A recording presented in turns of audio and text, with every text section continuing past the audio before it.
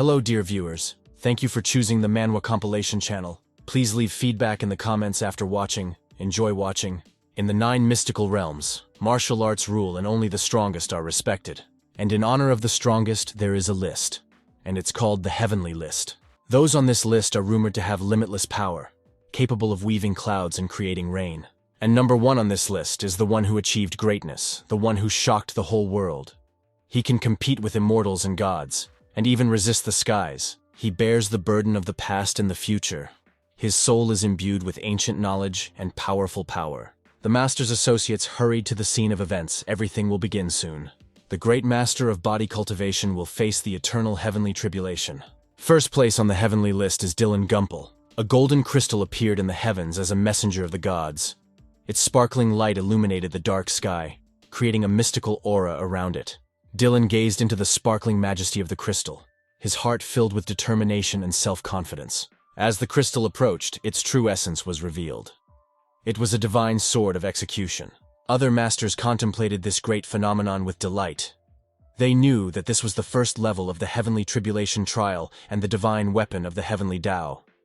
It is said that only those who have gained the recognition of the heavenly Tao can resist this sword. People wondered if Dylan had become so strong that he received this great honor.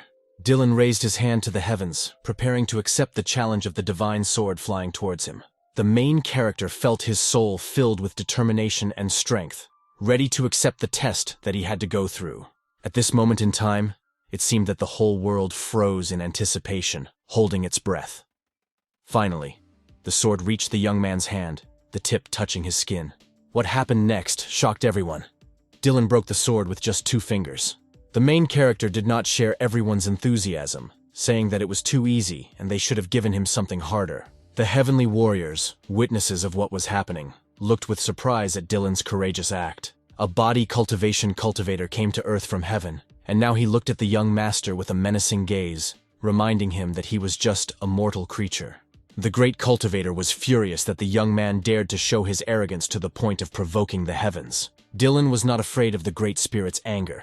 He even declared that the cultivator talked too much. Moreover, the main character, boldly looking straight into the cultivator's eyes, suggested that he take a break. Such a daring answer from the young man caused bewilderment and even greater rage in the cultivator, who had never expected such an impudent trick. The flames of the great cultivator's wrath flared up, engulfing heaven and earth with a consuming fire. The protagonist's courage knew no bounds. He continued to provoke the great cultivator, hinting that now that his weapons and soldiers were defeated, he had to appear in person. The skies burst into lightning, through the roar of which Dylan's name sounded. Dylan stood on the top of the mountain, like a living target, ready to take the blow of the great cultivator. He looked into the face of someone whom others would not dare to confront. The senior master warned that 100,000 heavenly tribulations showed their faces before them. Only the main character was ready to accept this challenge from heaven, deciding to test whether he could win or not. Dylan's decision was final and irrevocable.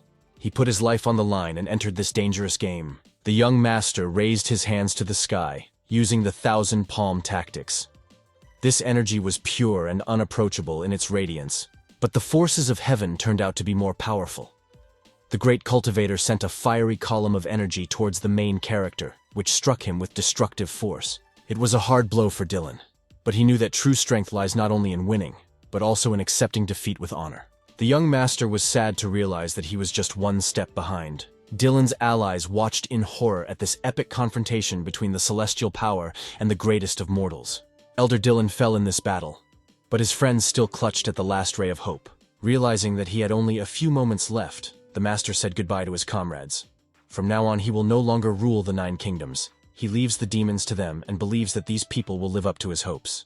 With pain in his heart, the eldest of the masters was forced to admit that their elder really lost the battle. Dylan, the owner of the sacred body, could not escape the fate of being defeated by 100,000 heavenly tribulations. Elder Dylan died in the heavenly realm. From this day on, the top position on the heavenly ranking list will change, and a storm will break out in the world again. At that same moment, a change occurred in one of the 9 realms in the demon realm. The demons rejoiced that with Dylan's death, the day of their rise had come. The Desert Bone Immortal sat on his throne. He believed that with the death of the sacred body of his greatest enemy, he would finally be able to rule the 9 kingdoms. In the Kingdom of Thunder, they celebrated the defeat of their main enemy. They had been waiting for this hour for 3,000 years. The Thunder Demon could not contain his delight. The seal had been removed, and now he expected to take first place in the heavenly list. In the realm of demonic gods, the Demon Emperor Cameron ruled. He was happy that the heavenly list would change, and without Dylan, the demon god realm would soon rise.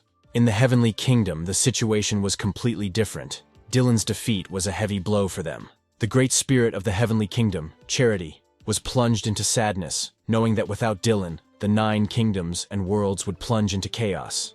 But she believed that he couldn't just die. No matter where in the world the master is now, Charity will be waiting for his return. A crowd gathered in the main square of the city of Esterfil. People were chatting animatedly, anticipating the start of grandiose events. The host of the event announced that those who intend to take part in the external trials of the Lilibet sect must first inform him. Tomorrow morning, he intends to take everyone to Mount Lilibet to take the entrance exam. People reacted to the announcement with delight. There were some who tried to jump the line. Dylan watched the chaotic crowd from the side. 3,000 years have passed. The world has changed. The seas have turned into fields. The young man did not imagine that he would be destined to return to the Lilibet sect. The Lilibet sect was founded by Dylan's ancestor. In his prime, he had millions of disciples, and his sect was number 1 in the 9 mystical realms. Dylan had not appeared here for more than 3,000 years, and he was wondering who was now leading the Lilibet sect. The master was distracted from his thoughts by a voice. Someone was tugging at his sleeve, mistaking him for a beggar. Inquisitive children's eyes looked at Dylan. The little girl asked if the young man was sick, talking to himself. The child looked unusual. This spoke of the double Taoist physique of yin and yang. The baby got the excellent Tao body. The main character did not expect to meet such an outstanding talent in such a low world. Suddenly, the girl's attention was attracted by a huge black python she saw in the sky. The child called Dylan his big brother and tried in every possible way to attract his attention. The sect masters who happened to overhear the conversation laughed at the words of the little beggar. But the main character knew that the Taoist double physique had incredible sensitivity to the creatures of the outside world.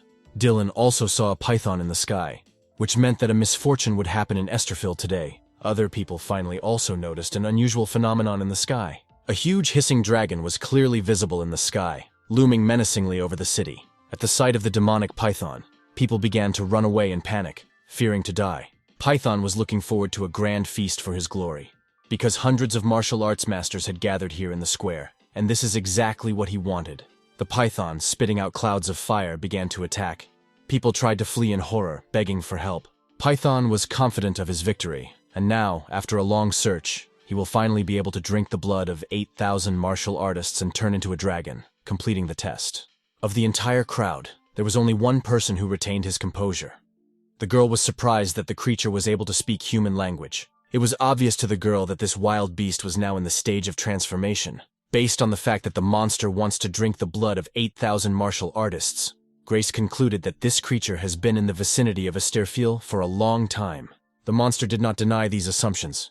He was confident in his invincibility. Due to the fact that the creature poses a danger to the residents of Esterfil, Grace called on the disciples of her sect to kill the python without showing any mercy to it. The monster looked with appetite at the girls gathered next to him, hoping to devour them all. The students were armed with whips and boldly used them against the monster. However, Grace understood that the monster was already close to turning into a sky python, and they could not cope with it alone. Therefore, the girl asked her sisters to call the elder brothers of the Lilibet sect for help. One of the sisters fired an energy salute into the sky, calling her brothers for help. A fiery symbol was drawn high in the sky, designed to attract the attention of Lilibet's senior students. Python assured that calling anyone for help is useless, and one way or another, they will all be absorbed by him. So it is better to reconcile and accept your fate. The forces were unequal. The students really didn't want to die so ingloriously. The monster continued to attack, throwing people around like rag dolls. Looking at the frightened crowd, the python threatened to first destroy Esterfil and devour all its inhabitants, and then eat Grace as dessert. People tried to flee in panic, and only Dylan did not move, holding the hand of a child clinging to him. The baby was trembling with fear, seeking protection from the main character. Out of horror, she closed her eyes so as not to see the monster. The python loomed menacingly right above Dylan, ready to attack at any moment. For the main character, who had experienced more serious trials in his life, this monster was just a small worm. Having stopped the monster with just one finger, the master asked how it dared to be so arrogant. A flash of fiery energy from the main character easily threw the monster high into the sky. After receiving the blow, the python wondered who this man was. Unable to control his own body, the monster fluttered helplessly in the sky. Thrown up by the master's powerful stream of energy, the students of the Lilibet sect watched in surprise the flight of the python, not understanding how this could happen. The monster was shocked that he was struck with just one finger. Python also did not understand why his creator had brought him so far, and brought him to such a state. The monster bitterly regretted having contacted this man. On the palm of the main character was visualized the core of the yin python, which he received as a trophy. It was the heavenly elixir of the demonic python. What was surprising was that the beast core of the reincarnation stage demon and its spiritual energy were quite deep. It was obvious that the monster was raised by a martial artist. All this meant only one thing. Someone decided to plot against the Lilibet sect. The baby calmed down a little after the horror she experienced, and now looked at the visualization of the python in the palm of her older brother, as if it were a cute toy. The main character did not need this little python, and he was happy to give it to the child. Dylan asked the baby what her name was. The girl's name was Dominica. She gratefully accepted the little monster given to her. The main character thought something about this child seemed familiar to him. By this moment, the brothers of the Lilibet sect had already arrived. The young men arrived standing astride flying swords. People were delighted that the senior disciples of the Lilibet sect immediately came to the rescue as soon as they learned that the city's inhabitants were in danger. Residents immediately recognized Brother Nathan, who had arrived with everyone. He was the grandson of the elder of the inner hall of the Lilibet sect. The youngest disciple of the sect, Claire, politely folded her palms and greeted Brother Nathan. One of the students reported to Nathan that the death of the yin python was confirmed. The cause of death was unknown. In addition, the yin python core and demon shell had mysteriously disappeared. Nathan was surprised by the news that the python's core and shell had disappeared. The student assumed that the python did not survive the test and died on the spot. But at the same time, someone took advantage of the chaos and took the demon's shell and the core of the beast before their arrival. Nathan demanded explanations from the students whether they heard who hid these two objects. The elder brother of the sect demanded that these objects be given to him. In return, he promised to drop the charges against them of hiding treasures. He himself was well aware that the core and shell of the yin python, which was about to ascend to the heavenly stage, were very valuable and would bring him great benefit. The girls talked among themselves that the shell of the demon and the core of the beast were really missing. Finally, Claire personally reported that they knew nothing about the disappearance of the demon shell and the beast core.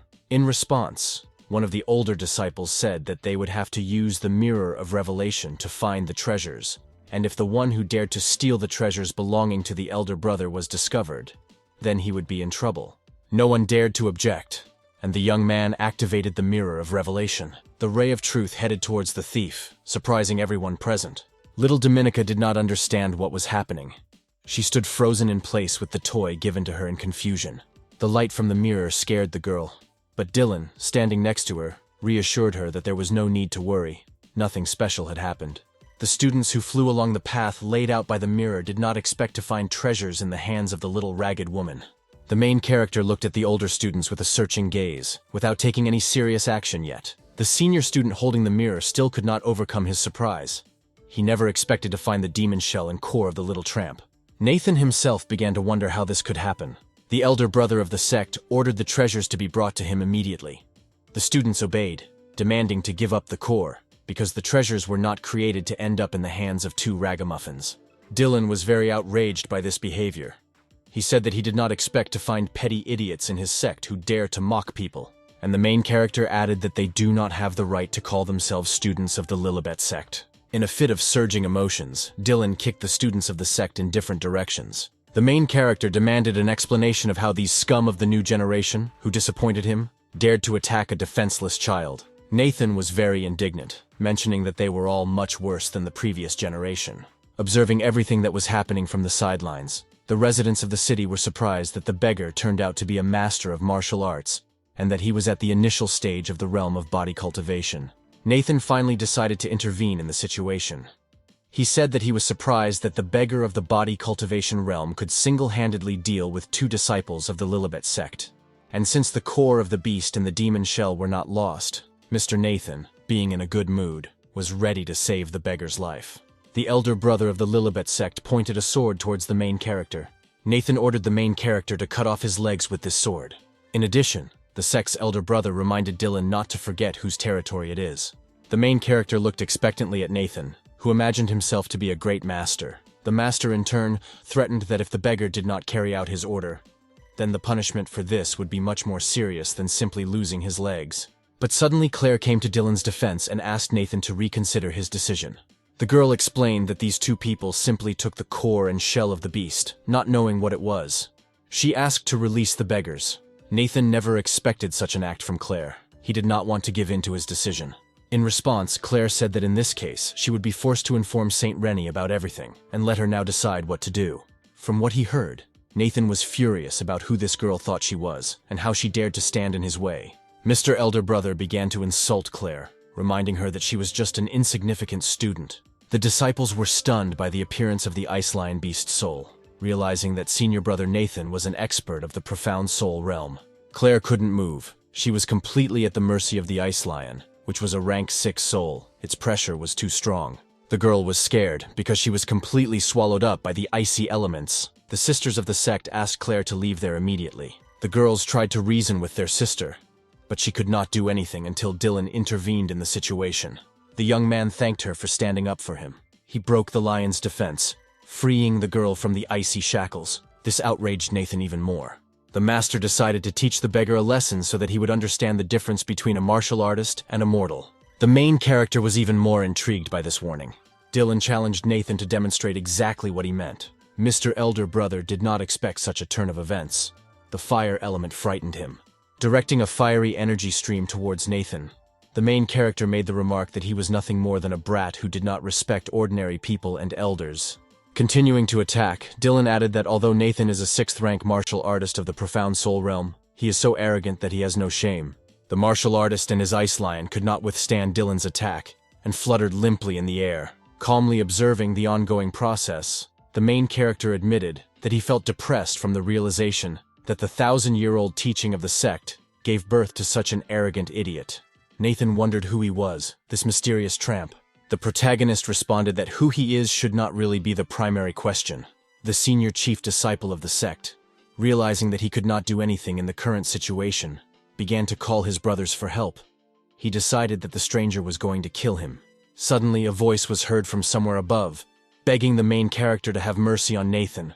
The voice asked for forgiveness on behalf of the Lilibet sect. The main character immediately determined that this was telepathy, which means that the Lilibet sect is not entirely full of scum. After releasing the frightened Nathan, Dylan explained that someone had stood up for him, so this time he would have mercy on him. However, the main character finally warned about something. Dylan said that he did not want others to know about what happened, because he does not like to attract unnecessary attention to himself. Without allowing Nathan to come to his senses, the main character began to infuse internal energy and the subsequent manipulation of memory. At the end of the process, Dylan released the clueless Nathan. The sect's senior disciple sat on the ground, holding his head. He did not remember what had just happened. Nathan looked in confusion at the mysterious figure standing right in front of him. A woman's voice sternly warned him that next time he should not dare to attack ordinary people in Esterville without reason. The crowd of students with a stupid expression in their eyes looked at the figure standing in front, mistaking her for a fairy. Nathan recognized her. It was the same Saint Rennie. Rennie once again warned Nathan that even though he was the grandson of the elder of the inner hall, he would not escape punishment for his actions. And if such a trick is repeated again, the saint will kill him without hesitation. Alas, Nathan did not learn his lesson.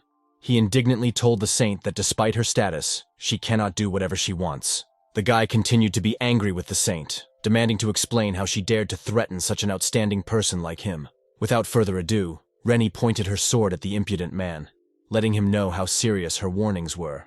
Nathan fell silent in fear, fearing the consequences.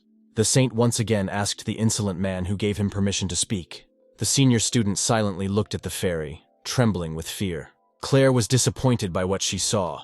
Nathan, who had reached the level of cultivation of the soul realm, was unable to withstand even one swing of the sword from his elder sister Rennie. Meanwhile, Rennie gave the order to take Nathan back to the sect for treatment, and then transfer him to the punishment hall. No one was allowed to interfere. When everyone had left, the saint turned to Dylan and little Dominic, who remained in place. Rennie sincerely apologized for failing to properly educate these students and causing so much trouble. At that moment, the girl remembered that Dylan was the same one she saw in the lasso mirror.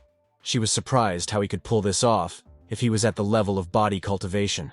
Dominica did not hide her delight. Rennie's sister was very beautiful. The main character himself did not expect that this girl would have the rarest sword body in the world and the highest degree of natural talent. But there was something else that surprised Dylan. Rennie's last name was Murian, and she had the title of Saint. The young man wondered if it was possible that she was a descendant of his great student Robert Murian. Seeing Dominica's admiration, the main character said that there was no use in her beauty, because as a result of training with the sword, she fell ill with a serious illness and would soon die. Rennie was horrified by what she heard, demanding an explanation. Claire was extremely outraged by what Dylan said. She reminded him that Rennie saved his life, and not only did he not thank her for it, but he also said all sorts of nonsense. But the main character continued to insist on his own. The young man explained that the 10 swords tactics are not easy to practice, and if Rennie wants to solve the problem, she must prepare a VIP room for him and Dominica. On top of everything that was said, Dylan asked that Rennie come to his room alone at 11 o'clock in the evening. The words spoken by the main character greatly outraged everyone present. They decided that the guy had gone crazy, inviting the saint to come to him in the middle of the night alone. Rennie, on the contrary, thought about the words Dylan said. The 10 sword tactics were created by the ancestor Robert Murian, and this technique was never passed on to outsiders. It's strange that this guy knows about it. In the end, the saint accepted the protagonist's proposal, promising to come to his room at 11 o'clock. The disciples of the sect were at a loss, not understanding what was happening here. Dylan was pleased with Rennie's answer, saying that he would be the first to leave now. As promised, Dylan and his little ward were accommodated in the best rooms. The travelers were finally able to rest and eat. The main character tried to feed the baby better. Dominica herself didn't mind. She hadn't eaten properly for a long time. Suddenly, the girl's attention was attracted by the snake given to her. A human figure was moving inside it. The man inside the snake was angry. He called Dylan and Dominique vile beggars and demanded they let him out. Night fell, and the city gradually became quiet. Little Dominica fell asleep right at the table. With a quiet step, Rennie entered the room, saying that it was already 11, and she did as she promised. Dylan explained that if she had come later, the pure yang energy in her body would have exploded, and even the gods would not have been able to save her. The girl was confused again, not understanding how he knew about the pure yang energy in her body. Rennie knew that yang is the strongest energy that bursts out of the body at intervals. With each attack, the body will burn as if the person is burning alive, causing severe pain. And the girl was tormented by the question of how this young man knew about this, because such knowledge is available only to a master. However, the girl clarified that despite the fact that Dylan saw the fiery energy inside her, the master had already suppressed it, and now she is not afraid of anything. The main character was amused by such a statement. It all looked stupid. To prove that he was right, the young man suggested that Rennie try to block his attack with a pure yang sword. The saint readily accepted the challenge thrown at her. Rennie was not afraid of the whirlwind coming in her direction.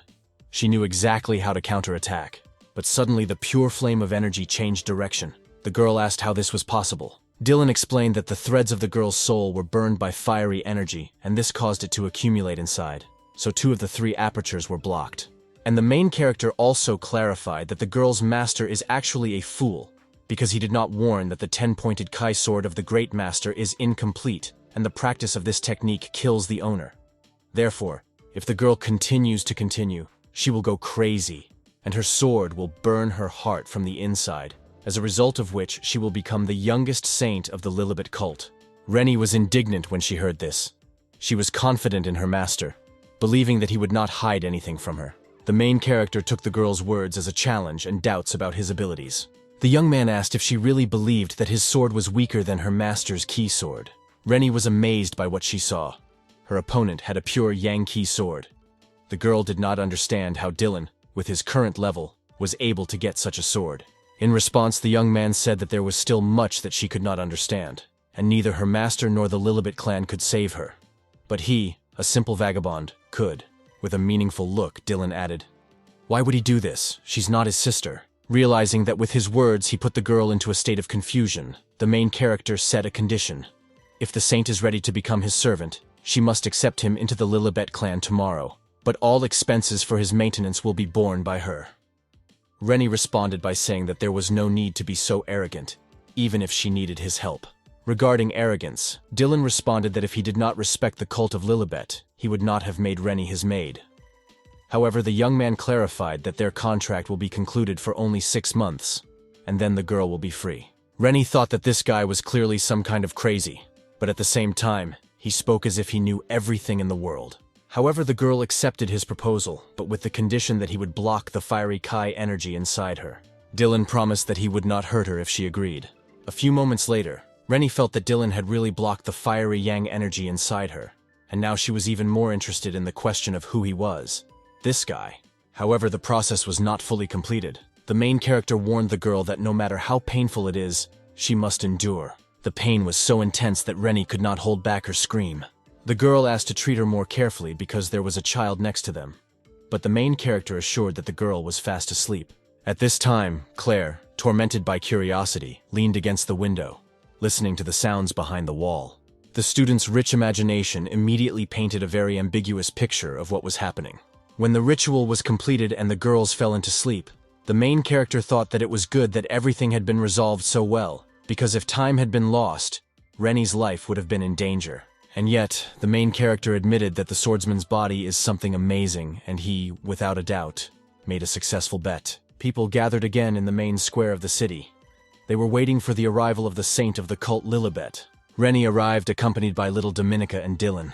However, people were discussing the strange sounds coming from the main character's room last night, and they recognized the voice of the saint. Upon arrival at the square, Dylan said that they would fly on swords, and at the same time Her Majesty the Saint would introduce him to the area around the Lilibet sect. Fulfilling the promise she had made, Rennie obediently agreed. Little Dominica perceived what was happening with undisguised delight. Making sure that the baby was in a relatively safe position, Rennie warned them to hold on tight. Claire was extremely surprised by what she saw. She never expected to find the saint in the company of Dylan.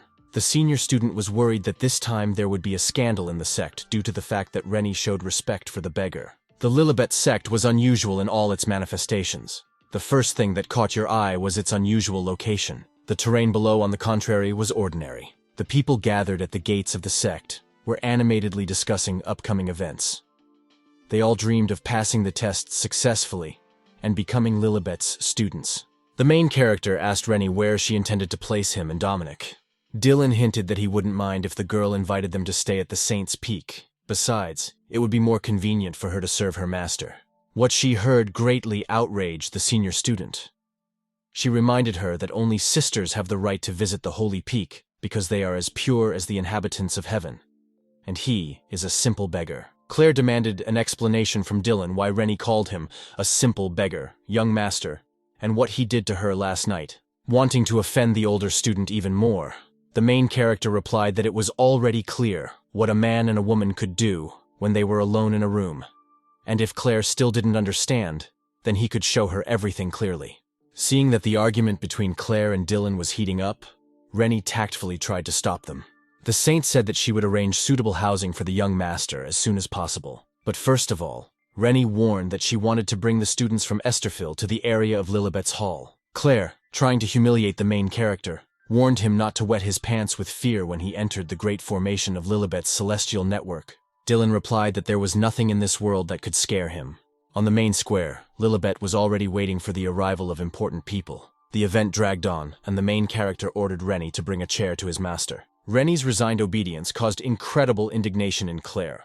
The girl demanded not to listen to the beggar, because he is not a master. Arriving at the square, the saint appealed to the students of the Logsten, Carlsbad and Amerton schools to hurry up and go to the examination site. The girl warned that she had other important things to do. The disciples enthusiastically discussed Her Majesty the Saint. The next moment, something incredible and terrible began to happen. People exploded, unable to withstand the fiery energy. Many of them decided not to participate in the qualifying competition. The applicants began to complain to each other that the test was too difficult. However, the more knowledgeable explained that this is the formation of the Lilibet celestial network, and it is really not as simple as we would like. Elder Robert Carrington stated with disappointment that these people are not able to withstand even the lower-class flamebird and the astral tiger. The training of these disciples leaves much to be desired. The main character, grinning, said, apparently, that this year's enrollment of students will be terrible. The disciples stared in bewilderment at Dylan sitting in the chair whom the saint served. Meanwhile, the guy continued to mock the frightened applicants. The main character watched with pleasure everyone's bewilderment. The elder did not understand what was happening here. One of his subjects suggested that perhaps the beggar was the saint's own father. The people in the crowd were very indignant because some beggar made the goddess wave a fan at him. The main character believed that everything was in order, because this girl is 3,000 years younger than him, so she can serve the old man. The next moment, a glowing bluish sphere appeared in the sky near the main square of Lilibet. An angry voice sounded inside the sphere, outraged by what the main character dared to allow himself to do. The three people who came out of the realm said that they, the outstanding members of the outer group of the Lilibet sect, came to take the exam just to get closer to Her Majesty the Saint. One of the prominent members of the sect, Jeremy Davis, was very angry when he saw that some beggar had forced the saint to serve him. With him came Ulysses Flanagan and Louis Brickman. Elder Robert believed that Jeremy was a very worthy disciple of the outer sect with outstanding talent, and he might be able to withstand the power of the four elements at the same time. People in the crowd were talking with admiration that these three guys were extremely talented and had been noticed by the sect elders. It was rumored that these guys, contrary to the rules, could become disciples of the inner sect. Sister Claire was sure that these three guys represented the strongest students this year, and the beggar went too far in bragging about his relationship with Sister Rennie. Claire waited impatiently to see how the beggar would solve the problem. The main character, in turn, noticed that these three, for one stick of incense, disrupted the formation of Lilibet's celestial network. After finishing the demonstration performance, the three outstanding boys of the outer sect deliberately thanked each other. Approaching Dylan, Jeremy said that if a saint shows such concern, then Dylan has unusual power. Grinning arrogantly, Jeremy invited Dylan to demonstrate what he was capable of. People in the crowd were anticipating a special spectacle, being firmly convinced that the beggar would publicly disgrace himself. The main character was in no hurry to accept the challenge thrown at him. The beggar said that he would instantly break this formation, but an ordinary person should try to do this. He didn't understand the general gloating. Louis was indignant at the insolence he heard. He was outraged that the beggar assumed that any ordinary person was capable of breaking the formation. Ulyss, smiling arrogantly, answered Louis that since the beggar dared to say such a thing, then he would be able to prove to everyone the veracity of his statement. Addressing Dylan, Ulyss challenged him. Let him demonstrate to everyone that he is right. The main character was in no hurry to accept this challenge. And meanwhile, Ulyss continued to insist on his own. He couldn't wait to publicly humiliate the beggar. In the end, Dylan replied that he meant that ordinary mortals could break the formation, and he was not a mortal, so he asked how he should prove it. Calling Saint Rennie to him, the main character made a remark that the servants should behave appropriately, but she did not notice that his cup had run out of wine, so he needed to fill the cup as soon as possible. The saint obediently agreed, but indignation was seething in her soul. The beggar forced her to fan him with a fan, and now he asks her to serve him in public, pouring him wine, and even dares to call her a servant in front of everyone. While pouring the wine, Rennie asked Dylan if Lilibet's celestial network formation could really be destroyed even by a mortal. The main character was surprised that even such a little girl as Rennie did not believe his words. The saint replied that she was simply interested. The girl did not voice her thoughts, but she did not believe that a mortal could break a 5th grade formation. Dylan, finishing his wine, was almost ready to accept this challenge. The young man said that he agreed to demonstrate everything that he said. The crowd was looking forward to the outcome of events. But unexpectedly for everyone, the main character called little Dominica to him. He whispered in the child's ear that she had to do something later when she got to the formation. The girl happily agreed to fulfill Brother Dylan's request. The young man responded by telling her to have fun. People were shocked by what they saw. Could the beggar really take everything for a game and even involve the child in this? Rennie asked if the gentleman really intended to let Dominique destroy the formation, since the little girl had never even practiced. The main character clarified that if Dominica started the practice, she would cease to be mortal. Ulysses was shocked that the beggar would allow a mortal, and a little girl at that, to enter the formation. The masters of the outer sect were sure that the child would inevitably die due to the fault of the beggar. Dominica stopped in front of the symbols and wondered if this was what her older brother was talking about. The crowd waited impatiently to see what would happen next. The baby proceeded to fulfill Dylan's request. The girl stood at the very top of the sphere, surrounded by a golden glow. Dominica was delighted with what she saw, realizing that this was the very formation that her older brother was talking about. The girl played this game with delight, jumping from square to square. A voice from outside told the girl in which direction to take the next step. Soon the first image of the power of the four elements appeared. The name of the fire turtle, the patron of the north, was Valderon. Rennie was worried about little Dominica, because despite the fact that Valderon moves slowly, he has a wide attack radius. The saint therefore asked Dylan if everything would be fine with the baby without any cultivation. The main character did not go into details. He advised me to just observe. Meanwhile, one of those present fearfully reported that Valderon was attacking. The fire turtle actually tried to attack its target, but the baby deftly jumped from square to square, guided by a voice from above. Then the voice told Dominica to sit down and count to 3.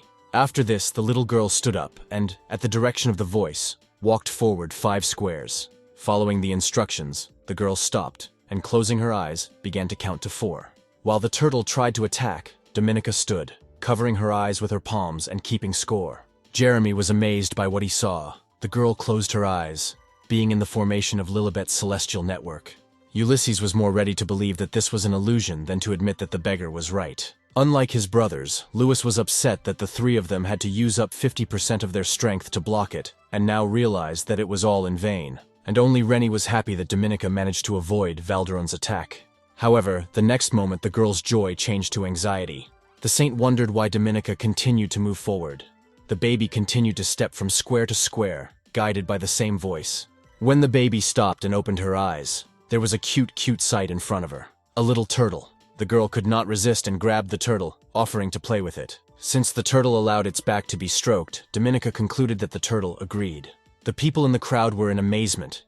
Only 1 stick of incense took time, and the girl was able to destroy the power of Valderon of the first image. This means that mortals are truly capable of destroying the formation. After 1 burnt stick of incense, Dominica already had 2 toys. A small red bird was added to the turtle. 2 burnt sticks of incense later, the girl calmly stroked a small white cat. After 3 burnt sticks of incense, Dominic held a snake in her palms. The girl was surprised that the snake had legs. The girl stood in the very center of the formation in full view of the amazed crowd. The problem was solved. The baby was happy, because the older brother did not deceive. There really were 4 cute animals here. People looked at what had happened as if spellbound. They could not control themselves. What happened did not fit into the minds of the crowd. The girl really broke the order. Approaching Dylan, the little girl asked if she could keep these animals. The young man did not object. Raising the cat, the main character said that this formation of the Lilibet celestial network should have been destroyed 1,000 years ago. The young man added that the formation created with the help of 5th-class beast cores has so many disadvantages that even a mortal can pass through it. So this test makes no sense at all. The 3 great masters were bitterly disappointed that the little girl easily broke through a formation that had been maintained for 1,000 years, and only Rennie was still in admiration. The saint suggested that the master plans to create a more perfect formation for the Lilibet sect. But the main character did not take the joke, accusing the girl of being calculating and wanting to use him. Despite the master's cold response, the girl insisted that he was so strong that creating a higher-level formation would be an easy matter for him. Dylan understood what the girl was getting at, so he replied that if she behaved correctly, he might organize a formation for her. Rennie agreed. Despite the fact that in her heart she was terribly angry that the gentleman was crossing the boundaries of what was permitted, the protagonist never expected that after thousands of years, the Lilibet sect would still treat such old-fashioned formations as if they were treasures. But this is a simple formation that Dylan created by accident to catch birds. The young man was actually thinking about creating a better formation for the sect. Addressing the 3 masters, the main character asked if they still had any questions after the formation collapsed. The guys had no more complaints. Jeremy was still confused as to how it was that the formation they couldn't break was destroyed by a little mortal girl. Lewis was also upset, considering the incident a slap in the face for all 3. And only Euless directly stated that he considers this a simple trick that is not based on Dylan's personal abilities. The main character directly stated that there is not a single student here who is capable of attracting any attention. Dylan looked with regret at the people around him. They are all so arrogant, but in fact they are worthless. Seeing no reason to stay there, the protagonist said that he would go for a walk, reminding Rennie to look after Dominica. The saint shouted after the master that in the Lilibet sect, there were many forbidden and therefore dangerous places. Dylan replied that he knew these places better than she did. Rennie was surprised at this answer, not understanding how the gentleman could know this better. The main character was really well versed in the area. He calmly headed towards the cliff, clearly knowing what he was doing. First of all, He intended to find a place where he could get a good night's sleep. Dylan confidently moved along a road invisible to prying eyes. A few minutes later, the protagonist's feet stepped on a hard surface. It was quite a surprise for the young man to learn that in the Lilibet sect, there are still people who can make spiritual wine. The main character decided that he must try the wine to understand how well it is made. Dylan was about to take his first sip when suddenly someone's hand stopped him. The old man was terribly angry that the young man dared to steal his wine. The stranger demanded that Dylan immediately return everything to its place. But despite the old man's menacing appearance, the main character asked what would happen if he did not put the wine in its place. In response, the old man threatened that he would kill the intruder. The owner of the wine tried to stop the impudent man, but he was unshakable. The man was surprised that his guest had such incredible strength. He asked from which peak the guest came. Instead of answering, Dylan asked the old man what difference did it make where he came from. Taking a sip of wine, the young man added that he was attracted by the peak of Lilibet, and he intended to stay here. The old man was outraged to the limit. He was angry with the master who raised and trained such an impudent man, and now he intended to take the place of this master in order to teach Dylan a lesson. The winemaker warned that he intended to personally discipline Dylan. The main character remained surprisingly calm. He asked the old man why he was so hot-tempered, but the old man did not listen to him. He was going to hit the young man so that he would know his place. The attempt did not bring results. The old man tiredly sank to the ground. Dylan noticed that his imaginary teacher had completely withered away. The young man suggested that the old man drink some of his lousy wine and calm down. The winemaker was deeply offended by such an epithet regarding his alcoholic product. The old man shouted that the young impudent man could say whatever he wanted, but he shouldn't dare speak about his alcohol like that. Seething with anger, the winemaker warned that now he would definitely punish the young man. The old man threatened to cripple Dylan and would keep him around as his drinking buddy. The young man replied that although the old man's character was a little hot-tempered, in general they were similar. Both were alcohol lovers. Dylan admitted that he didn't mind accepting the old drunkard as his companion on Lilibet Peak. However, the old man did not let up, still trying to hit the young man. But at some point the man felt bad. He sat down and started coughing. Dylan felt sorry for the old man. The young man realized that in fact this man is not weak, but he has too many wounds. Because of this, he cannot use all his strength. A subtle aroma flowed from the hall. The main character determined that there was alcohol in the abandoned hall. Without thinking twice, Dylan headed straight inside the room. The old man tried to stop him, assuring him that there was nothing there. But in response, the main character warned that the old man should not enter without his permission. Otherwise, the young man would beat him. Entering inside, Dylan was pleasantly surprised by what appeared before his eyes. The main character smelled the highest quality alcohol. The young man did not expect that the old man would be able to prepare alcohol of the highest quality. After thinking about it, Dylan came to the conclusion that this alcohol is perhaps the best in this world, and few people in the upper world are able to make it. Without thinking twice, the main character jumped up straight to the source of the smell. The young man hoped that the taste of this top-quality alcohol would not disappoint him. But what appeared before his eyes plunged him into extreme amazement. There was a girl in front of the main character. He assumed that this was the same witch who was supposed to be locked in the prison hall. The guy didn't understand how it happened that her soul was able to come out.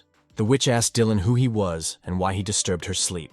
The next moment, the girl's surprise gave way to fear, because she was discovered. After another second, the witch sharply jumped out of the chest and ran away. Dylan did not catch up with her, believing that there was no point, because you can run away, but you cannot avoid it. After seeing this, the protagonist knew for sure that the immortal spiritual energy of this high-grade spiritual alcohol was completely sucked out by the soul of this witch. Therefore, the taste of alcohol will be weakened by 90%. The young man was surprised by something else. How it was possible to act so wastefully. This is why Dylan believed that the witch should be punished. Realizing what had happened, the old man burst into tears. The alcohol he had been making for 49 years was hopelessly gone. Powerless to change anything, the man fell to the floor. The main character tried to calm the old man down, because the alcohol that remained in the tripod was fine. However, the young man had a question for the old man. The old man was a little reassured that the other wine was fine. Nevertheless, the winemaker asked the young man who he was. Suddenly changing his mood, Dylan sharply replied that he would be the one asking questions now. The old man's courage gave way to humility. He said that he would answer the questions. First of all, the main character asked if there was anyone else on Lilibet Peak besides the old man. The man replied that there was no one else, because Lilibet Peak was abandoned 2,000 years ago. Dylan asked if the old man knew the forbidden places on this peak of Lilibet. The winemaker said that he had lived here for hundreds of years, and if there was a forbidden place here, he would definitely know about it. There is nothing surprising about this peak other than its size. Dylan referred to the fact that he still had business to do, assuring the old man that he would calmly continue to have fun here. The owner of Lilibet Peak was still wondering who this young man with a smug look was. The next place to visit was the Rudger Hall. The young man sharply opened the door and entered this old place. He realized that what the old man said was true.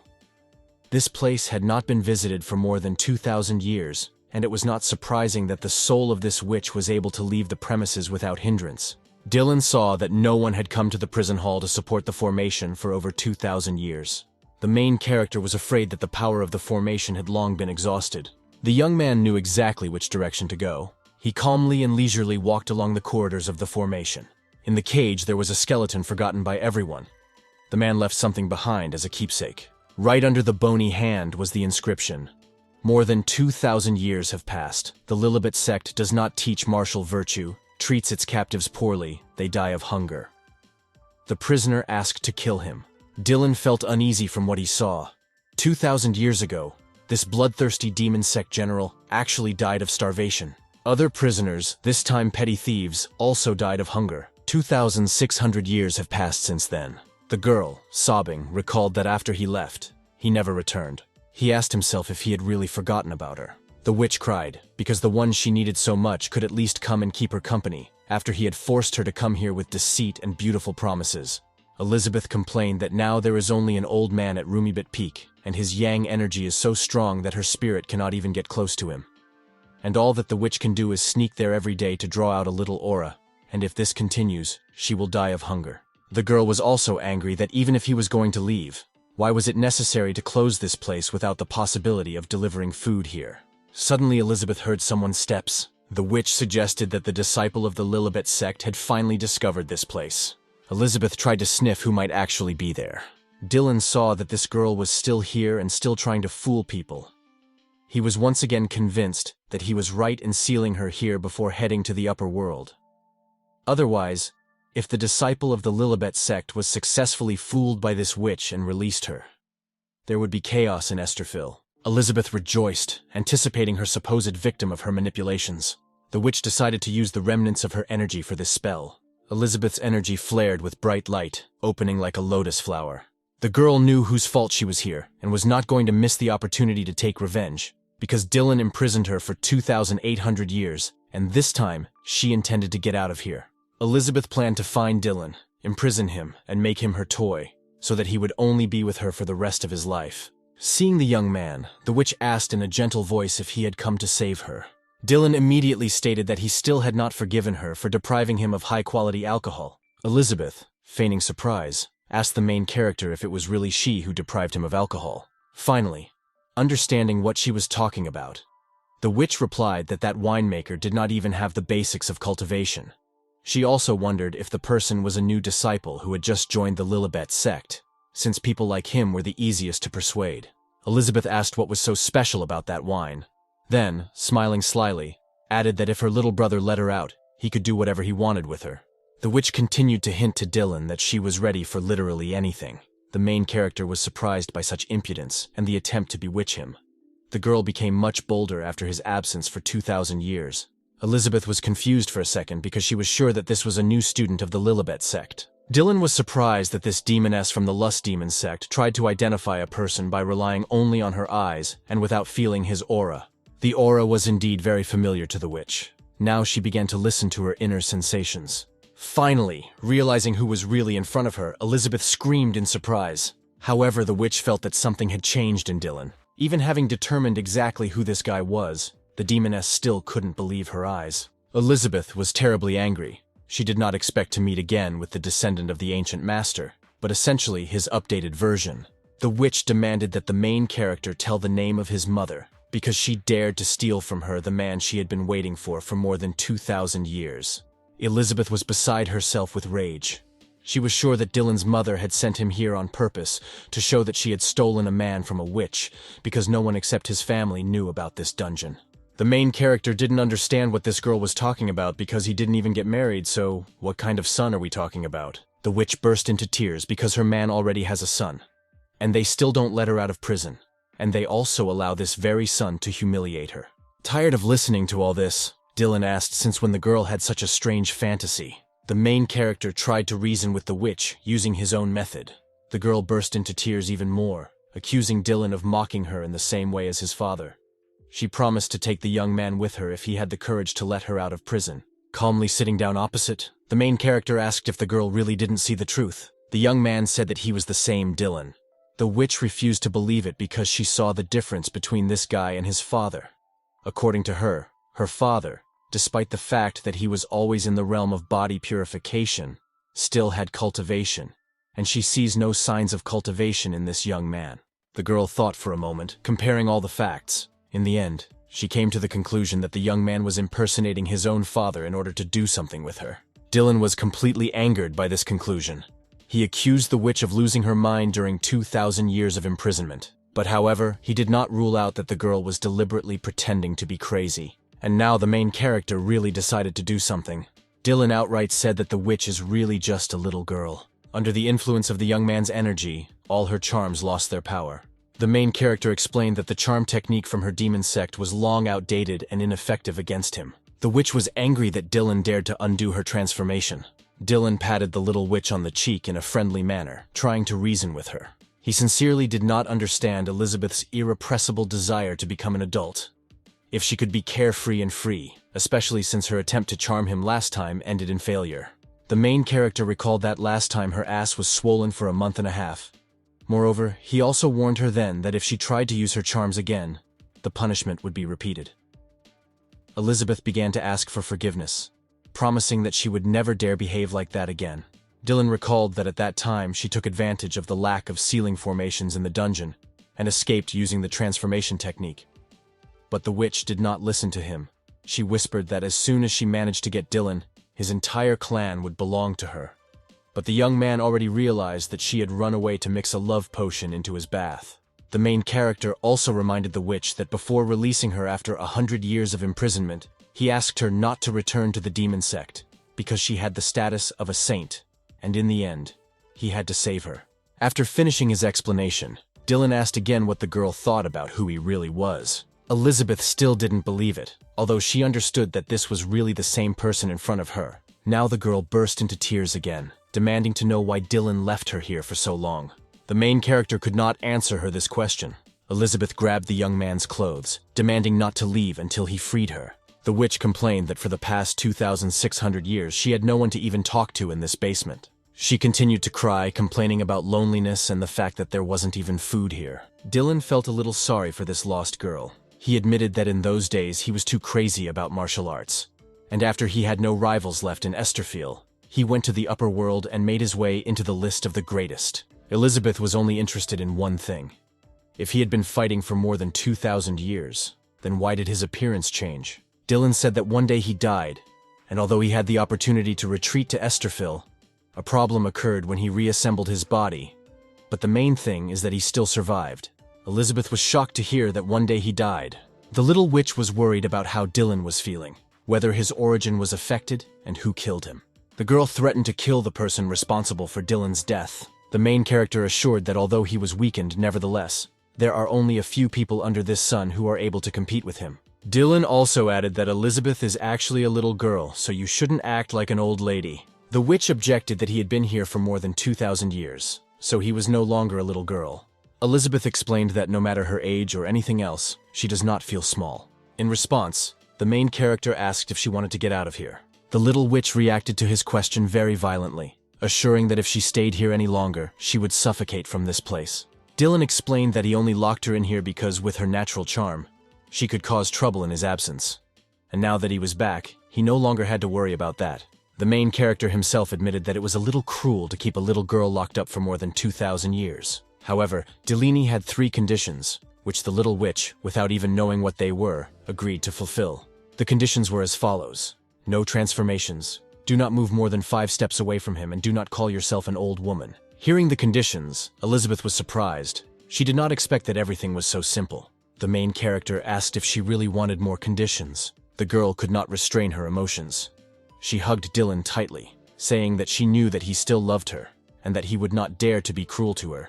The young man tried to free himself from the hug, but Elizabeth said that she had missed him too much over all these years. Dylan fulfilled his promise, and the little witch finally found her long-awaited freedom. Elizabeth's very first desire was to have a hearty dinner. Meanwhile, the people in the main square of Lilibet were delighted with what appeared before their eyes. Standing in front of them was Dominica, whose aura blossomed into two colors at the same time, and both of these colors reached the level of saint rank. The girl had energy of the highest quality. Rennie was surprised to see that the baby had a double Taoist body. This is a holy body that is rare even in 10,000 years. And Dominica also had ice and fire attributes, capable of cultivating both yin and yang. The little girl did not yet realize who she really was. She looked with interest at the stele, which, as it seemed to her, was glowing on its own. Ulysses regretted that they had previously offended this little girl, who turned out to have saint rank potential with the ability to smite everyone. Suddenly, a voice was heard behind the crowd, confidently declaring that he would take this child for himself.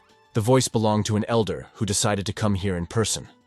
However, the masters were worried whether this baby would immediately enter the inner gate. Elder Rudger did not expect such a stunning creature to appear in this entrance exam. Suddenly, loud laughter came straight from the sky, accompanying 3 bright trajectories. They warned Rudger not to dare to eat alone.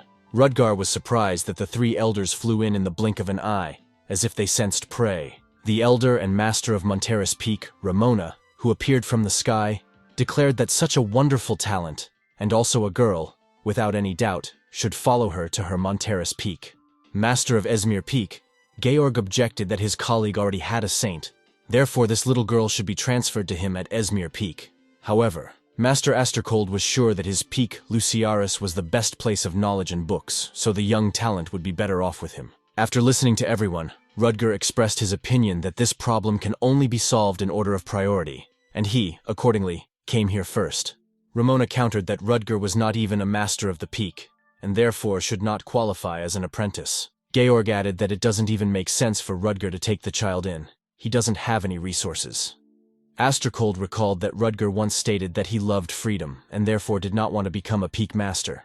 Rudger was furious at what he heard, because at one time these impudent people themselves seized the positions of the peak masters, and then complained about how hard it was for them. Suddenly a voice sounded from the sky, ordering an immediate end to the argument. In the luminous sphere stood an old man who also claimed the rights of a not-so-little saint. The man said that he was taking the girl to his place. People in the crowd did not all know who he was and why he was so self-confident. One of the disciples said that this old man is the supreme elder of the Lilibet sect. Rudger laughingly announced that he had now lost his right to a student. The rest of the peak masters were upset. They did not expect the supreme elder to show up here. Everyone was sure that he was in seclusion. Elder Mitchell was glad that immediately after his release from seclusion, he met such a wonderful talent. Mitchell assumed that with such talent, the girl would undoubtedly inherit his work, and even surpass him. All 4 masters greeted the Supreme Elder with one voice. However, he said that there was no need to be so polite, because this time he had stolen a student from them. However, Mitchell said that if anyone had any objections, they were welcome to speak up. Rudger was the first to speak. He said that if the Supreme Elder wants to accept a student, then there can be no objections. Mitchell was sure that the other peak masters would not object either, despite the fact that they tried to get rid of him, and now none of them would take this student. The masters of the peaks unanimously congratulated Elder Mitchell on his new student. The elder thanked the masters with a grin. Mitchell headed towards his monastery, inviting the masters with him to introduce him to his wonderful student. Seeing the Supreme Elder, Rennie respectfully greeted him. Mitchell replied to the saint that there was no need to be so formally polite in his presence. Jeremy from Lilibet's outgroup was extremely outraged that the little beggar had innate potential and was able to attract the attention of the Supreme Elder. The young master was sure that he should become the main figure in this exam and be the center of attention. Approaching Dominica, he told who he was and that now he would be her teacher. The little girl replied that no one in the Lilibet sect is worthy to be her teacher, except her older brother, and he himself said so. This news surprised Mitchell. It was the first time he had heard about some older brother. The Supreme Elder intended to get an answer to the question about the elder brother from Rennie. But suddenly Jeremy intervened in the conversation. He greeted the elder and said that he knew something about this older brother. Mitchell asked the young master to tell everything about this mysterious brother. The first thing Jeremy said was that the man was an extremely arrogant beggar. The young man said that the beggar did not feel any cultivation, and it is unknown how he managed to get here. So the masters of Lilibet's outer group asked the beggar to prove himself in the exam. But instead he found all sorts of excuses and behaved arrogantly. Jeremy also said that the saint personally ministered to this beggar, prompting speculation that he was one of her outside lovers. Mitchell was shocked and bewildered by what he heard. The High Elder directly asked Rennie if it was true that she served a beggar. The saint did not hide this, answering in the affirmative. At the same time, the girl tried to explain to Mitchell that this was not what he thought. But the old man did not listen to further excuses. He was very angry. The elder was outraged that a person without a level of cultivation could somehow speak out about the Lilibet sect, and even force the saint to serve him.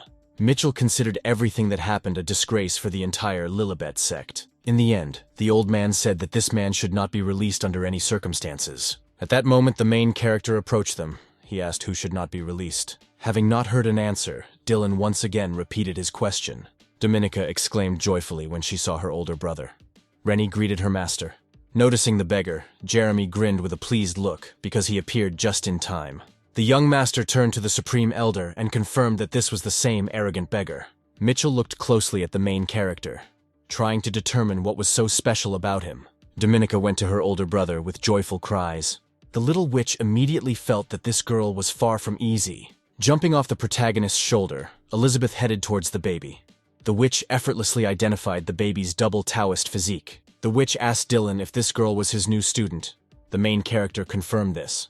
Elizabeth praised Dylan for being lucky enough to find such talent. Dominica looked at the little witch with admiration, saying that she was very cute. Elizabeth did not expect to hear this, and such epithets did not suit her taste. Dominica assumed that Elizabeth was also a student of her older brother, so from that moment on, she had a younger sister.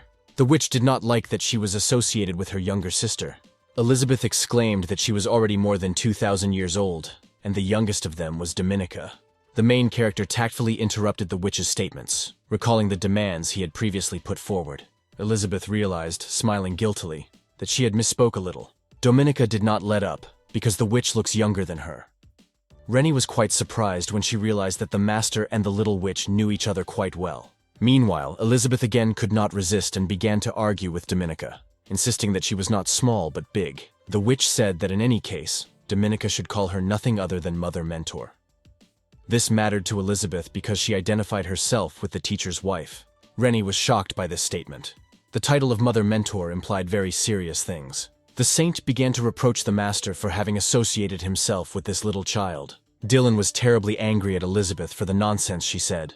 The witch publicly began to accuse the main character that he kept her locked up for a long time, did whatever he wanted with her, and now intends to leave her. Jeremy was struck by the fact that the beggar, as it turned out, also had other women. He also couldn't understand why the Supreme Elder suddenly stopped moving. The young master tried to shout to the Supreme Elder, pointing out that this beggar did not spare even such a small child, which means he is a debauchee, and at the same time, he infiltrated the Lilibet sect. Jeremy believed that this was a great shame for the Lilibet sect. But at this time, all the attention of the Supreme Elder was focused on Elizabeth. He was amazed that this witch managed to get here. The Elder assumed that the witch should have been executed long ago by her ancestors. Suddenly, everyone present began to greet Her Majesty the ruler of Esterfil. People fell to their knees, wishing the ruler of Esterfil many years to come. Elizabeth was pleased with herself. All it took was a little of her charm, and these people couldn't even remember their father's name. People behaved like slaves, bowing before Her Majesty Lady Elizabeth, and only the Supreme Elder did not succumb to the witch's spell. He was in a hurry to leave before the demoness remembered him. Otherwise, if other people found out what stupid things he had done in the past, his prestige as a Supreme Elder would be completely destroyed. However, the Elder did not have time to hide. Jeremy stopped him, reproaching him for not being able to leave and allow the beggar to stay here. Mitchell pleaded that he had urgent business to attend to. In fact, Jeremy was already starting to openly irritate the Elder, but in fact it was too late to leave. Elizabeth recognized Mitchell. The witch walked straight towards him, calling him Little Mitchell in front of everyone. Pointing her finger at the Supreme Elder, the demoness clarified that he is Little Mitchell.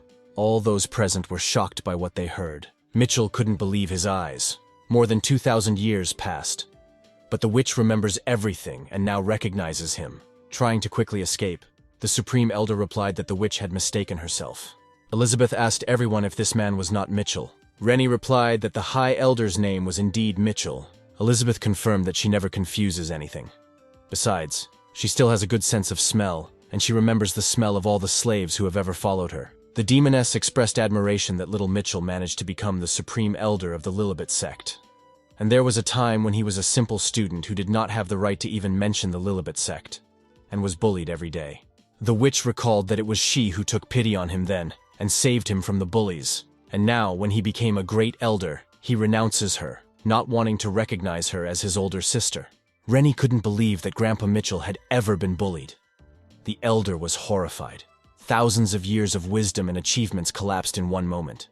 The masters and elders of the peaks, on the contrary, found what was happening very funny. Astercold had fun and thought that it was necessary to write all this down. The supreme elder, sobbing, asked his elder sister to save at least a little of his reputation. He already regretted that he had come out of solitude, having coveted a talented student to whom he intended to transfer his position in the future.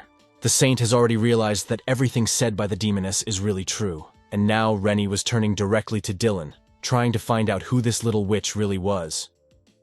The saint mentally wondered who he is, her master. What is his true origin? Because he knows someone from ancient times, just like the Supreme Elder, and their relationship is not so simple. The main character admitted that Elizabeth is his close friend, and she likes to cause problems. Upon hearing that she was being talked about, Elizabeth recalled that it was Dylan who locked her in the dungeon, so it is a big question who the problems are coming from.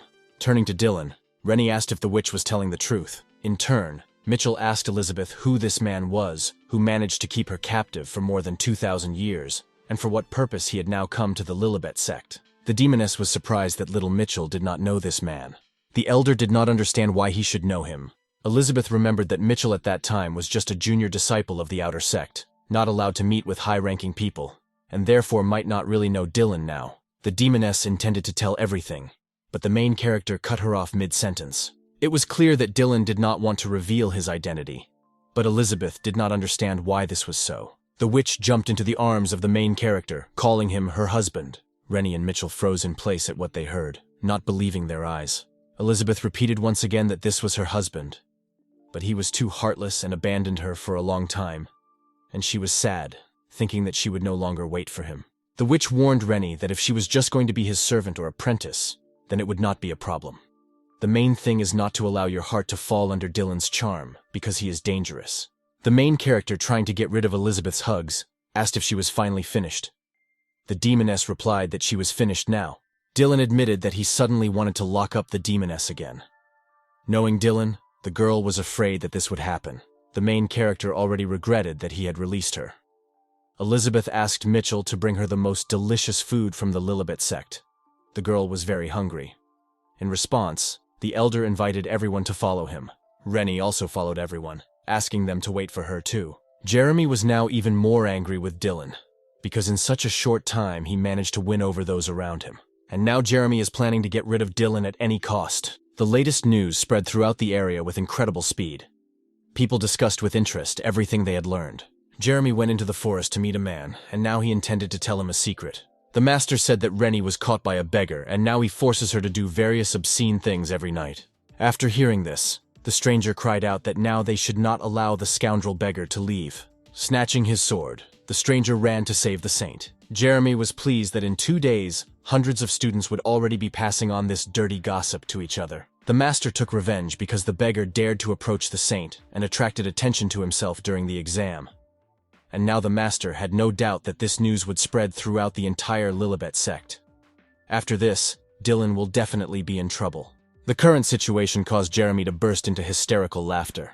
At this time, in the house of the young master Oswald, a servant reported that trouble had occurred. Oswald calmly asked the servant what the panic was about. The young man reminded the servant that he had said more than once that his generation of cultivators needed meditation and peace, and if the servant continued to be so impulsive, he would not live long. Oswald was the son of the master of La Forêt Peak. However, the servant said that this time the matter is serious. It concerns a saint. The guy said that there are rumors that this time, an extremely arrogant student came for the entrance exam, and he found the weakness of the saint by making her his personal maid, and also forced her to do shameful things. Oswald was indignant when he heard the news, demanding to repeat what was said. The servant looked at the master in fear, as if he felt guilty. Oswald was furious that the new student dared to threaten their saint and forced him to serve him. Without a doubt, he deserves to die. The master ordered the servant to prepare the palanquin. He was going to personally meet with this disciple. At this time, in the house of the Supreme Elder, the guests sat down at the table. Dominica and Elizabeth were very hungry, and were now gobbling up food on both cheeks. The little student asked her older brother to join them, but Dylan replied that everything was fine and he was not hungry. Suddenly, the demoness was seized by a fit of jealousy. She sharply threw Dominica away, demanding to change places with her mistress. The main character hastened to calm the situation, calming the little witch. Despite eating a lot of food, Elizabeth still complained of feeling hungry. Dylan understood what Elizabeth was getting at. She wanted him to feed her. However, the young man was not going to indulge her whims. He shoved a chicken leg into her mouth and told her to eat on her own. To celebrate, Elizabeth almost ate the protagonist's hand. Dylan was terribly angry at this prank. He angrily asked if the girl really couldn't eat properly. The demoness replied that as long as Dylan fed her, everything from his hands would taste delicious. Watching what was happening, Mitchell realized that this temptress was real. Although before that he thought that it was just her joke. After what Rennie saw, she decided that she needed to be careful with this guy, because in order to subjugate and tie the temptress to you, you must have incredible strength. At this moment, the servants informed Oswald that they had arrived at the place. Rennie still played the role of a maid. Seeing everything with his own eyes, Oswald became even more angry. He automatically reached for his sword. The young master was determined to get even with the offender of their saint. The demoness was the first to react, noticing that someone was looking for a fight. Dylan noticed that the unexpected guest had a chi sword in his hand. The next moment, the main character took the chicken leg from the witch. With a sharp movement of his fingers, the young man threw the meat towards the unexpected guest. After another moment, the chicken leg reached the energy shield that was protecting Oswald. Having broken through the aura, the leg went straight to the guest. Oswald did not understand what was happening. He silently watched the flight of the ham. The blow of the chicken leg was so powerful that the centuries-old trees could not stand it, and broke under the onslaught of energy. Oswald guessed that this trick was done to hide his true weapon. The master was outraged by this prank, promising to immediately deal with the scoundrel and return Rennie to freedom. Elizabeth was not particularly upset that her food was taken away from her. In return, she asked to be given another chicken leg. Out of impatience, the demoness began to become capricious, demanding to immediately give her what she wanted. Dylan took another chicken leg from the table and silently stuffed it into the witch's mouth. Elizabeth noticed that this time Dylan quickly removed his hand for fear of being bitten. A guest was already standing behind the demoness. He said that he had come to save Rennie. Rennie was surprised, not expecting to see Oswald here. The saint tried to convince the main character that the guest was the son of the master of Laforet Peak, and most likely he misunderstood something. Meanwhile, the little witch asked Dylan for permission to deal with the uninvited visitor herself. The main character didn't care. He decided to allow the demoness freedom of action. Oswald was glad that Rennie finally came out to him. The master asked the saint not to worry. He promised to protect her no matter who that person is or what power he has. Rennie tried to explain that Oswald had misinterpreted everything, and that Dylan was not actually forcing her to do anything. But Oswald did not understand why she agreed to serve the scoundrel. The saint said that it was her personal decision, and her master is not a scoundrel. In addition, the saint asked not to call her by name, because the gentleman might misunderstand. However, Oswald took what Rennie said in his own way, being sure that the man was threatening her into saying all this. Pointing his sword towards the house, Oswald shouted to Dylan to come out to him immediately. The master accused him of using vile methods to influence his beloved Rennie. But unexpectedly for Oswald, Rennie also took out her sword and pointed it at him, demanding that he stop calling her that, because the master would misunderstand. Moreover, the saint said that if Oswald intended to harm her master, then she intended to prevent it. The saint warned the master that he would have to fight with her, and only after that go to her master, or he could simply turn around and leave this place. This turn was so unexpected for Oswald that he began to stammer, unable to find the right words. But Rennie was adamant. She waved her sword towards the master. Oswald was shocked by this behavior. The saint said that this time she missed on purpose, but if he calls her name again, this chi sword will reach its goal. Oswald refused to believe what was happening. Rennie really attacked him because of that man. A thought arose in the master's head.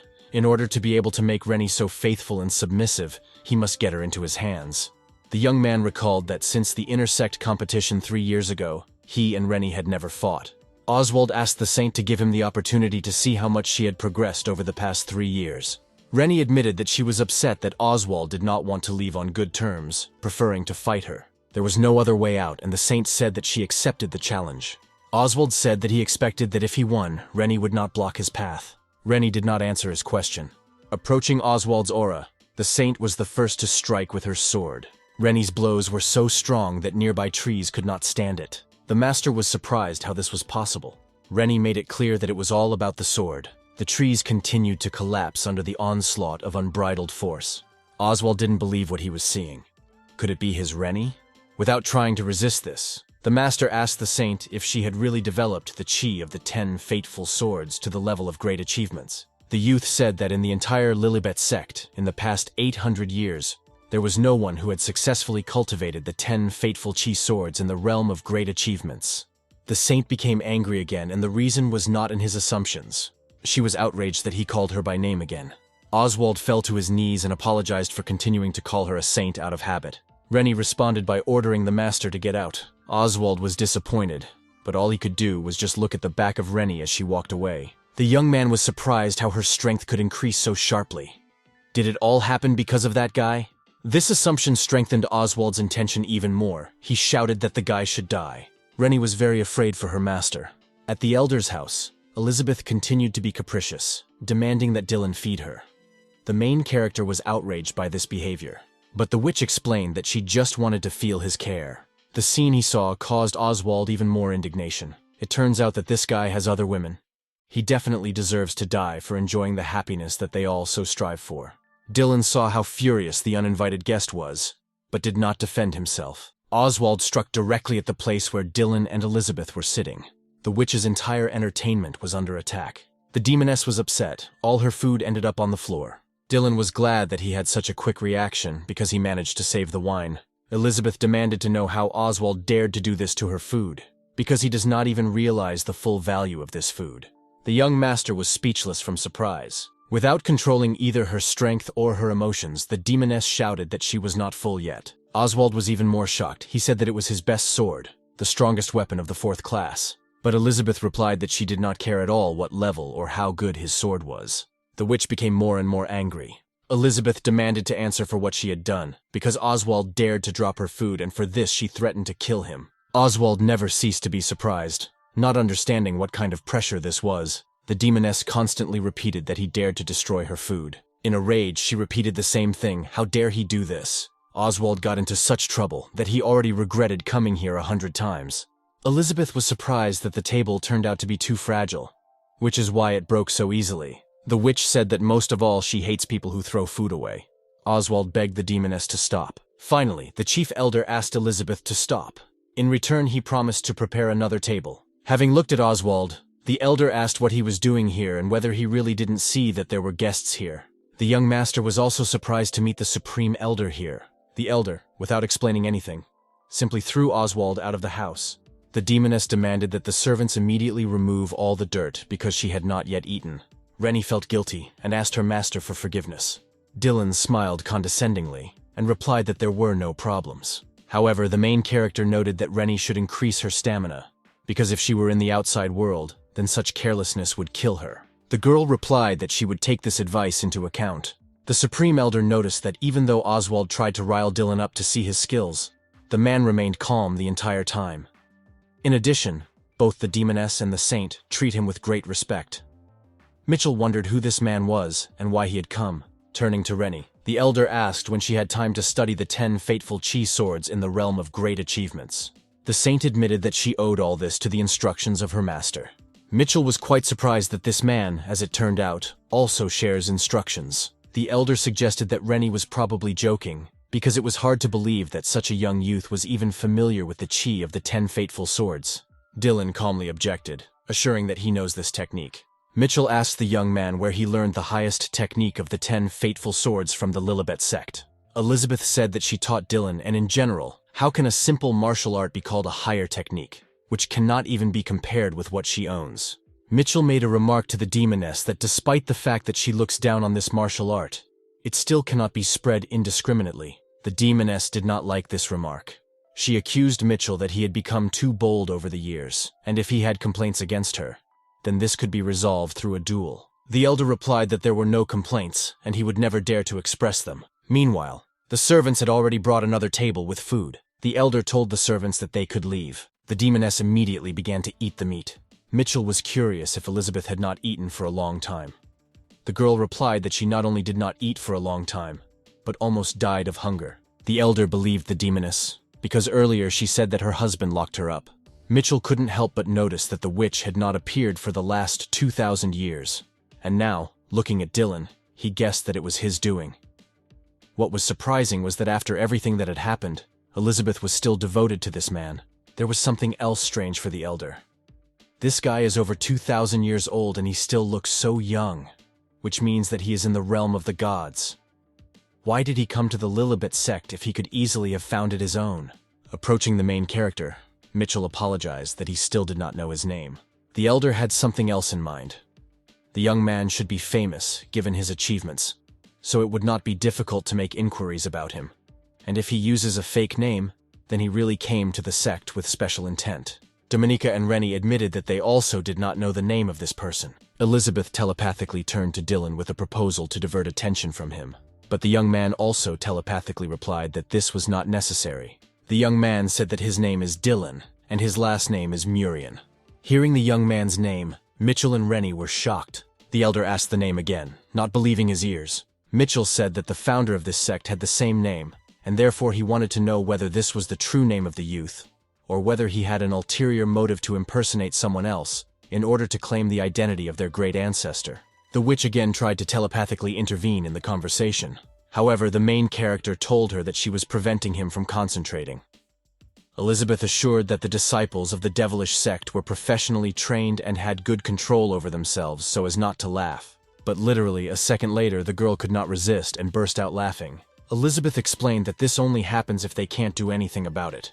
Dylan was angry at the witch for behaving this way, but she apologized for not being able to restrain herself. The elder asked Elizabeth what all this meant. Was she really hinting that the young man was really the founder of the Lilibet sect? But the demoness continued to laugh, explaining that she could not stop. Mitchell asked Dylan to explain the special meaning behind his name. The main character answered that this name was given to him at birth, but the elder is the first to ask about any special meaning. The Supreme Elder clarified whether the young man was really trying to say that he was the founder of the sect. The main character replied that if the elder likes to think so, so be it. Mitchell was furious. He accused Dylan of being arrogant. The elder admitted that the sect is now in decline. However, it has existed for more than 2,000 years, and Dylan is the first person who dared to impersonate the founding ancestor. Elizabeth intervened in the conversation, making it clear that Mitchell should calm down and talk calmly. The elder continued to be indignant that this was very important for him, because that guy was posing as the founder of the Lilibet sect. The demoness answered Mitchell that she didn't care what was important to him. Her husband was important to her, and if Mitchell dared to disrespect her husband again, then she was ready to kill the offender. By making such statements, Elizabeth was counting on Dylan's support, but he replied that she should stay away from him and just eat her food. The Supreme Elder promised Sister Elizabeth, for her sake he is ready to leave the guy alone, but on the condition that he no longer claims the name Dylan, because this is the name of the founding ancestor. The main character was flattered that despite the fact that 2,000 years had passed, the Lilibet sect still respected him. The elder once again asked Dylan not to pretend to be the founding ancestor of the Lilibet sect also, because an immortal ancestor cannot be such a mediocre person. Taking out the scroll, Mitchell explained that this is the only portrait of their ancestor, which was passed down by inheritance in the Lilibet sect, and every 100 years, when the Supreme Elder changes, the right to worship the founding ancestor is transferred to him. The old man assured that after Dylan sees this portrait, he will clearly understand how stupid it is to pretend to be an ancestor from the Lilibet sect. Because the founding ancestor is a man of heaven and earth, ordinary people cannot compare with him. Dylan had a double feeling, because he had not died yet, but he was already being worshipped. The portrait was magnificent. It was the real Dylan, the one that no one in this world knew. Mitchell proudly assured that an ordinary person could not imitate such an appearance and such a temperament as that of the founding ancestor. The Supreme Elder assured that the main character does not have a drop of the temperament and appearance of their great ancestor, so the young man has no right to call himself Dylan with such a mediocre appearance. Elizabeth was confused, seeing Dylan both there and here. The demoness, unable to contain her laughter, said that the guy was once handsome. The main character asked who painted this portrait. The witch's nervous laughter seriously irritated Dylan. The guy asked the demoness how long she would continue to laugh. The girl apologized that the reason for the laughter was that she did not expect to see this. Elizabeth admired the fact that her husband used to be very handsome. The main character once again repeated his question. Who painted this portrait? Mitchell took it in his own way. The young man dared to doubt the authenticity of this portrait. The elder confidently declared that the guy should not even think about questioning the authenticity of the portrait. Mitchell proudly said that the portrait was painted by the great student of the founding ancestor, named Ramona, and this portrait was passed down from generation to generation, so it cannot be a fake. The main character was surprised to hear the name Ramona. The witch also couldn't believe whether that little girl really did it. The events of those times came to mind. Ramona asked the teacher and her aunt not to move while she painted the picture. When everything was finished, the girl showed off her drawing. The heroes of the portrait contemplated this masterpiece in amazement. Ramona then believed that she was a genius. But Dylan asked her not to draw anymore. And now, when Dylan and Elizabeth saw the portrait of the founding ancestor, they could not believe that it was the work of Ramona's hand, especially since it was too different from reality. The demoness checked with Mitchell to see if he had made a mistake. Mitchell insisted that he was not deceiving, this was definitely a portrait of an ancestor. Pointing at Dylan, the elder reiterated that the man in this portrait was definitely not the guy standing in front of him. The old man demanded to confess what Dylan's intentions were, posing as their great ancestor. The main character recalled that he just said his name, and Mitchell had already come up with the rest. The young man asked if the old man was really so qualified as to forbid him to use his own name. The elder did not find how to respond to such arguments. Pulling Elizabeth from the table, the main character explained that today, under the full moon, is the best time to build a foundation, and if they miss tonight, they will only be able to lay the foundation for Dominica next month. A little student asked what it means to build a foundation, but the elder brother replied that she would understand everything herself when the time comes. The demoness had to come to terms with the fact that she would continue eating tomorrow. Mitchell paid attention to what Dylan said, and he seemed to understand what it meant to lay the foundation on the night of the full moon. The Supreme Elder suggested that they were talking about a lunar cauldron. The only question was, how did this man know about this treasure, especially since the lunar cauldron had long since disappeared? At this time, in the estate of La Forêt Peak, some people complained to their father that he had been beaten and demanded revenge for him. Oswald knelt helplessly, asking for protection and retribution. The young master believed that his father was obliged to help him restore justice. Master of La Forêt Peak, Donovan already realized that his son was getting into trouble again. Oswald was reproached by his father for not even doing a proper investigation and getting into trouble. Moreover, the trouble was with none other than the one who was personally invited to the feast by the Supreme Elder Mitchell himself. Master of La Forêt Peak was lenient about his son continuing to fool around on ordinary days, but in the last case, it had already become critical. Donovan said that even though Oswald is his son, this does not mean that his father will not dare to kill him. Feeling his father's anger, the young master admitted that he was wrong. The young man justified his behavior by saying that he was simply following his father's instructions so that people from the Lilibet sect would not look down on him. Donovan was very angry that his son claimed that he followed the instructions, but at the same time was playing the fool. Peak Master La Forêt got tired of explaining something and simply threw his son away from him. Oswald asked his father what he had done wrong. The father did not understand where he went wrong in raising such a son. Donovan directly stated that his son was a fool, and that if he were not his son, and if he were not useful, he would already be dead. However, the father warned that if this time Oswald's impulsiveness caused any problems with his father's plans, then his son would definitely not be well. The meaning of what was said was difficult for Oswald to understand. Donovan reiterated that if his words were not received as they should be, he would indeed kill his son. Oswald swore that he realized everything. This time his father believed him. However, Donovan set a condition for his son, that he would now go with his father to apologize to the people invited by Old Man Mitchell. On top of everything else, Donovan was curious what kind of people Mitchell invited to the feast. And most importantly, the master of La Forêt Peak was worried whether these people would disrupt his plans. At this time, Dylan and his little student were heading towards Lilibet Peak. Dominica couldn't wait to get there as soon as possible, and she constantly asked her older brother if they were already there. The young teacher explained that they would come a little longer. Rennie assumed that they were heading towards the lunar pavilion. Dylan confirmed this. The main character guessed that Rennie already knew that the most suitable for Dominica's physique was using the moon cauldron to cleanse the bone marrow and strengthen the veins. The saint wanted to say something about the lunar pavilion, but stopped mid-sentence. When asked what she meant, Rennie replied that they would see for themselves once they got there. When the heroes got to the place, a very sad picture appeared before their eyes. Dylan asked what happened here, and then the saint said that about 7 years ago, a powerful beast burst into Esterfil. At the same time, their Lilibet sect was still considered the strongest in Esterfil, and they were the first to bear the brunt of the invasion. The battles continued for 3 years with numerous deaths and injuries, and the people had a hard time. In the end, the head of the Lilibet sect led humanity to victory. Then members of the Lilibet sect learned that the monster raid was specially planned by several other sects. After the traitor killed the head, a dozen great sects immediately attacked Lilibet. Fortunately, ancestor Robert Murian possessed extraordinary combat power.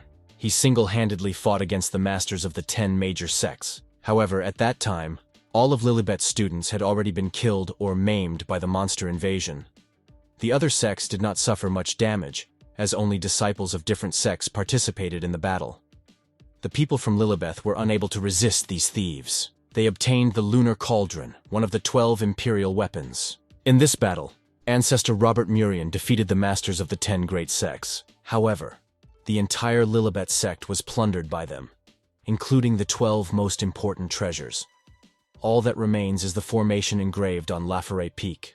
The ancestor Robert Murian himself was seriously injured and in search of a cure after settling in the Lilibet sect. He left. After that, no one heard from him for the last 7 years. The main character wondered if this happened. It was not surprising to Dylan that the Lilibet sect had fallen to such a state. And even little Ramona was seriously injured. It was sad for the main character to learn that now people have forgotten how the Lilibet sect became number 1 in Esterfil. Peering into the bushes, Dylan wondered why the one who had been eavesdropping on them all this time never came out to them. Rennie was quite surprised at what appeared before her eyes. Donovan and his son finally came out from behind the bushes and asked everyone for forgiveness. The master of Laforet Peak explained that when they arrived, they heard the saint talking about the sad history of the Lilibet sect. They did not want to interfere, so they did not show up right away. Donovan reached out to Dylan in hopes that he didn't hold a grudge against them. The master of Laforet Peak admitted that he was here to make amends. Looking back at his son, Donovan reminded him to apologize to this brother. Oswald reluctantly asked for forgiveness for his action. The main character asked the saint who it was who had come. Rennie explained that this was the master of Laforet Peak, Donovan. Oswald hated being ignored. Dylan in turn asked how much time had passed since Donovan inherited this position. Rennie recalled that Donovan took office about 600 years ago. The demoness noticed that the Peak Master looked like he was from the old generation. Donovan insisted that he was simply lucky and received the position of Peak Master by accident. However, the main character recalled that one of the conditions for becoming a master of Laforet Peak is the obligatory need to comprehend at least one of the placement techniques from the sealed diagram. Moreover, Dylan believed that after 600 years, the master of Laforet Peak should have comprehended all 12 formations. Donovan said that he lacked talent and only mastered 3 formations. Rennie noticed that the two were talking as if they knew each other. Dylan denied the saint's assumptions, because he could not have had the opportunity for such an acquaintance. Donovan also denied that he knew Dylan, insisting that it was the first time they had seen each other. They just immediately got along with their characters. Citing the fact that he did not want to distract anyone anymore, Donovan hurried away, finally kindly inviting everyone to visit him at the top of Mount Laforet when they had free time. Watching Donovan leave, Elizabeth noticed that this man was not as simple as he seemed. Dylan agreed to this, saying that he intended to go to Mount Laforet in a couple of days. But for now, the main character said that he intends to help little Dominica form a foundation. Dylan's idea was to test whether his theory worked. If it worked, the result would be no worse than the lunar base, and maybe even better. The main character promised that if his experiment was successful, he would discover a new way to improve the body. Donovan concluded that Old Man Mitchell invited Dylan to the banquet literally upon joining the sect. And now this guy came to the Moon Pavilion, wanting to use the lunar cauldron. The master of Laforet Peak immediately noticed that that guy knew everything that had happened to the sect over the past 1,000 years. Donovan was dissatisfied with this state of affairs, because Dylan had just joined the sect and already knew everything. This meant that one ancestor had an heir. Most of all, the master of Laforet Peak was worried that Dylan was interested in him, And what was the likelihood that Dylan's appearance literally a year before the destruction of the seal was a mere coincidence? A difficult part of this world awaited the travelers ahead. Finally, the main character said that they had arrived at the right place. Rennie was surprised that this place was the Hall of Beasts. The saint asked if the gentleman really plans to use animal blood to create the basis for baby Dominica. Dylan confirmed that this is what he intends to do. Rennie was very worried about all this. She understood that Dominica had the body of a Taoist twin, but it belonged to the spiritual and magical, and her body was suitable for internal cultivation and not for external one. The saint was worried that the baby might not be able to cope with animal blood. The main character assured that everything would be fine, although creating a foundation using animal blood is a much more complex process than it might seem at first glance. Seeing the uninvited guests, the animals began to get closer to the people. The demoness joked that these demonic beasts were like her, just as hungry and cruel. The main character, in turn, asked whether the masters really don't feed these animals at all. They look as if they haven't eaten for ages. The saint said that the animals are fed once a week, because demonic animals begin to actively rage if you feed them enough, and therefore the masters keep them hungry, so that they do not damage the construction of the seal. The main character explained that it is quite normal for animals to be rowdy, because they are wild animals after all. But if you feed them for a long time, they can be trained and behave very well. The animals came closer and closer, looking at the guests with appetite. Rennie warned the master that the animals took him for food. Dylan asked the saint if she realized what horror would happen if one day hungry animals broke the seal and ran away. The main character calmly looked at the wild animals approaching him. The guy said that if he were an ordinary student, he would have already died. Dylan reminded that he is no longer a student. All the energy manipulations performed by the main character spoke for themselves. Dylan was analyzing who to choose for the basis. Tigers had too cruel a bloodline. As for snakes, their attribute is yang. The blood is cold. But they can make an excellent nutritious item. Elizabeth exclaimed joyfully when she saw a polar bear in front of them. The demoness said that this beast is especially good when fried. The huge paw of a polar bear hanging over the witch did not frighten her at all. Elizabeth admitted that she wanted to eat delicious food again and would definitely fry it. Rennie was surprised how strong this little witch turned out to be. The saint also admired the fact that the Lord fought hundreds of demonic beasts with just one hand and even took the time to classify them. What happened the next moment surprised the saint even more. Rennie was still trying to warn the gentleman about the danger lurking behind him. Elizabeth looked at the animals differently, and now she smelled a purple and gold electric eel. The witch perceived all animals as her potential food. And now, looking at the beast, the girl noticed that this was one of the best demons in the rank of food, and she never expected to see him here. When the eel tried to attack, the witch readily fought back. The little witch did not expect to encounter this demonic beast so closely. She was outraged that he decided to attack, and she hadn't even tried to catch him before. When the duel was over, Elizabeth wondered whether the eel would be able to escape from her this time. The witch could not resist, and boasted to her husband that she had caught a purple and gold electric eel. The girl assured that it was very tasty and went well with wine. The demoness asked the young man whether all the animals had been defeated. Dylan replied that he couldn't say for sure, and besides, he was already tired. The main character said that he had to control the power so as not to kill the animals, and divide them into classes according to blood type and rarity, and this is tantamount to fighting with tied hands. When the first part of the work was done, Dylan asked everyone to come closer. The gentleman told Rennie to take blood samples from the animals he indicated, in the amount of 2.5 liters from each. The other group had to take the horns and claws and grind them into powder. Another order from the master to Rennie was to call someone here to feed the animals, because if the animals do not eat meat, they will not be able to recover and will cease to be useful to them. The saint promised to fulfill everything in the proper form. After the instructions were given, Dylan decided to do one more thing. Elizabeth realized that her husband was going to use his own blood as a conductor, and thus create the basis and take the blood from the divine beasts. Dylan slyly asked the witch if, in her opinion, they shouldn't use the best quality blood, because before them were animals 2,000 years ago. The witch knew that Dominica's small body could not cope with the blood of the divine beast, so her husband intended to improve his own body. The main character did not deny this, noting that Elizabeth was too smart. Charging his drop of blood with fiery energy, Dylan directed it all in the right direction, and after some time, Dylan finally reported that they were there. The main character stepped into the portal with his usual movement. After another moment, the portal opened. Dylan gave instructions to lift the object he needed, and right in the center of the portal, a structure appeared in the form of a cauldron. A moment later, other objects appeared around the portal. The central figure of what was happening was the dragon.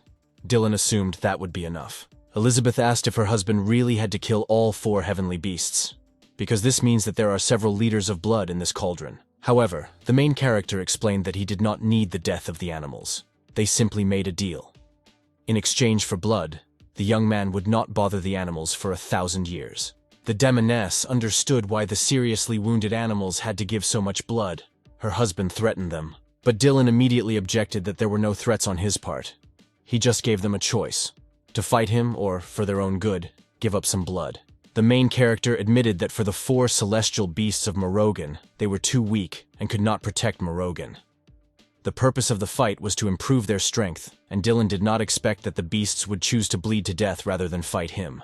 The witch laughed because the heavenly beasts themselves were to blame for showing disrespect to her husband by not accepting his kindness. Finally, Rennie reported that the blood of the demonic beasts had been collected. The claws and horns of the beasts from another group had been ground into powder and stored in the spatial rings. Dylan was pleased. Now it was possible to move on to the next stage, creating the basis for Dominica. Looking back at Dominica, the teacher told the girl to look carefully. The main character explained to Rennie that in creating a base from the blood of animals, it is very important who was its carrier. After all, if you use ordinary objects that cannot suppress the blood, creating a foundation will be unsuccessful. And even if you use an excellent decoration, it will not be able to completely suppress the rage of blood and hold it. This will also be considered a failure. Dylan said that the only way to do everything right is to use one of the demonic beast's body parts as a guardian, and maximize the complete absorption of its blood, and then pour the blood into your body. Now Dylan told Rennie that he needed to mix everything up. However, he explained that spiritual herbs, fruits, and pills should not be used when mixing. After all, demonic blood itself is capable of absorbing the spirits of heaven and earth in order to strengthen the body of the one for whom it is intended. The teacher told Rennie that demonic blood is a polymer of spiritual energy. The main character also said that demon blood is an ideal heavenly material, because demonic beasts can achieve perfection simply by relying on their blood, and therefore adding other ingredients is not necessary. However, the teacher explained that if the saint wants to enhance the effect of beast blood, then she can use the blood of a beast whose rank is higher. But the master also added that the type of blood used is determined by the conditions of the creator of the base himself. And since Dominica has never been cultivated, she would be best suited with the blood of a gentle bloodline that could nourish her body. Dylan continued to explain to Rennie that it could be dangerous if the blood level was too high. But if the blood level is too low, it simply won't work. And if they use too high-level delicate bloodline blood, an ordinary foundation creator might not be able to bear it. Finally, the teacher asked the frightened Dominica to come to him. The main character warned the girl that at first it would hurt a little, but then it would get easier. So the little girl would need to meditate, as the teacher taught her. Dominica complained that she was hot, but Dylan told the girl not to get up, but to start meditating. At this moment, the main character turned to someone, saying that he had been watching for too long, and it was time to show up. Without waiting for a reaction, Dylan asked the stranger whether he would come out himself or be pulled out insolently. Rennie asked the gentleman if anyone was watching them. At this time, the voice of an observer sounded from behind, asking Dylan who he was. The observer turned out to be the Supreme Elder.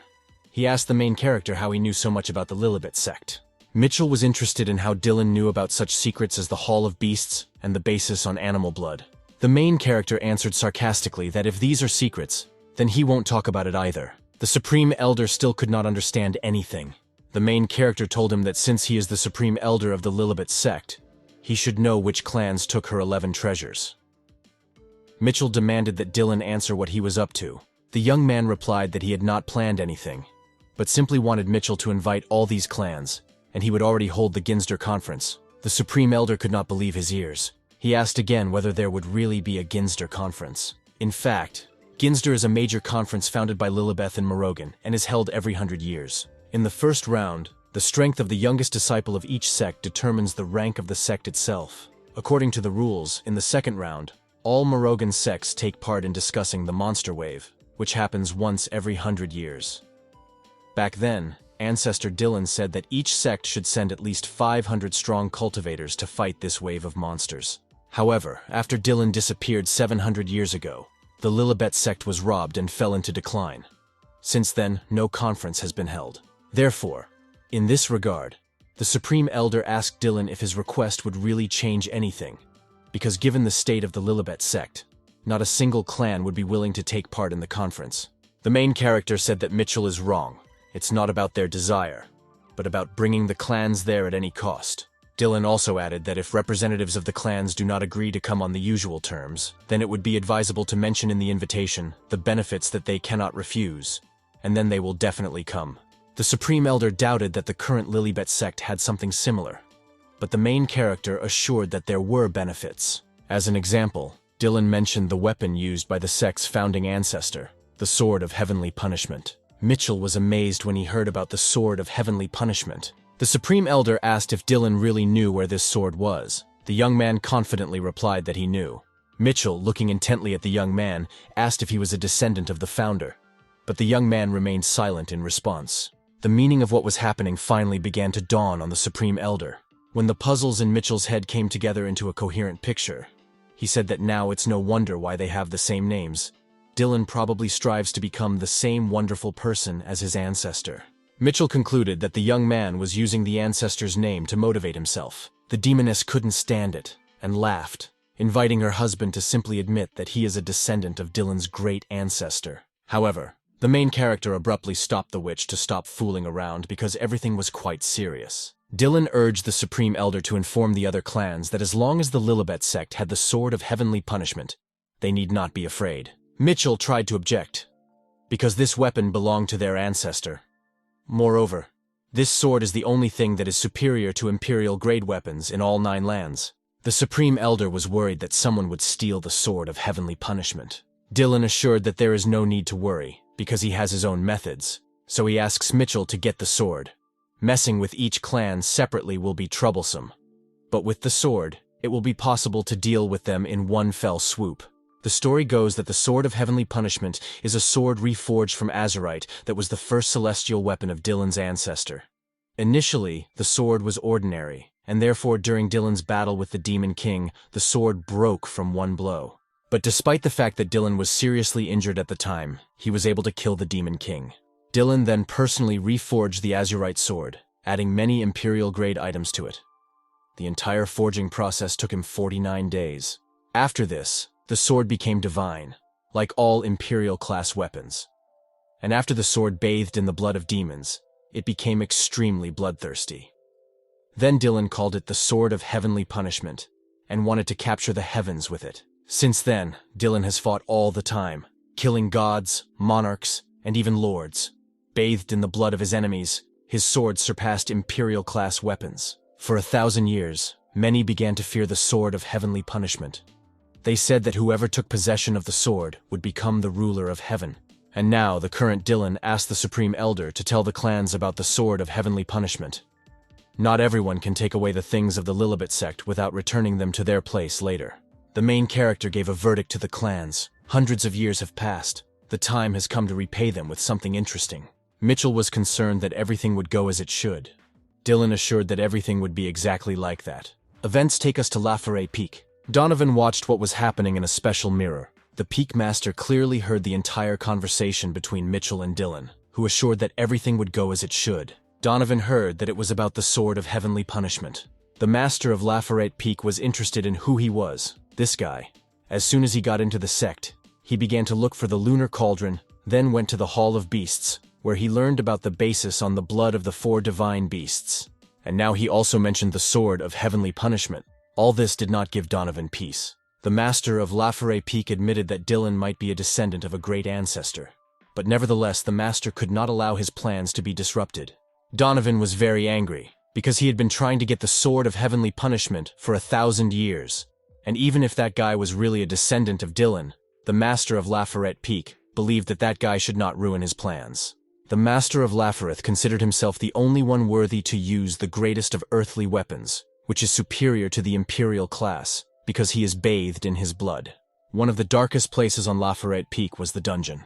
Oswald was in despair, believing that if he spent 10 years locked up, he would have the desire to strangle himself. The young man was distracted from his dark thoughts by a silhouette appearing in the doorway. Oswald was glad to see his father. The young man timidly asked whether his father would let him out of here. Donovan replied that he would. The master of the La Forêt Peak asked his son if he realized his mistakes. Oswald replied that he understood everything and promised not to behave so recklessly in the future. The father reassured his son that the situation had changed, and therefore his recklessness was no longer so important.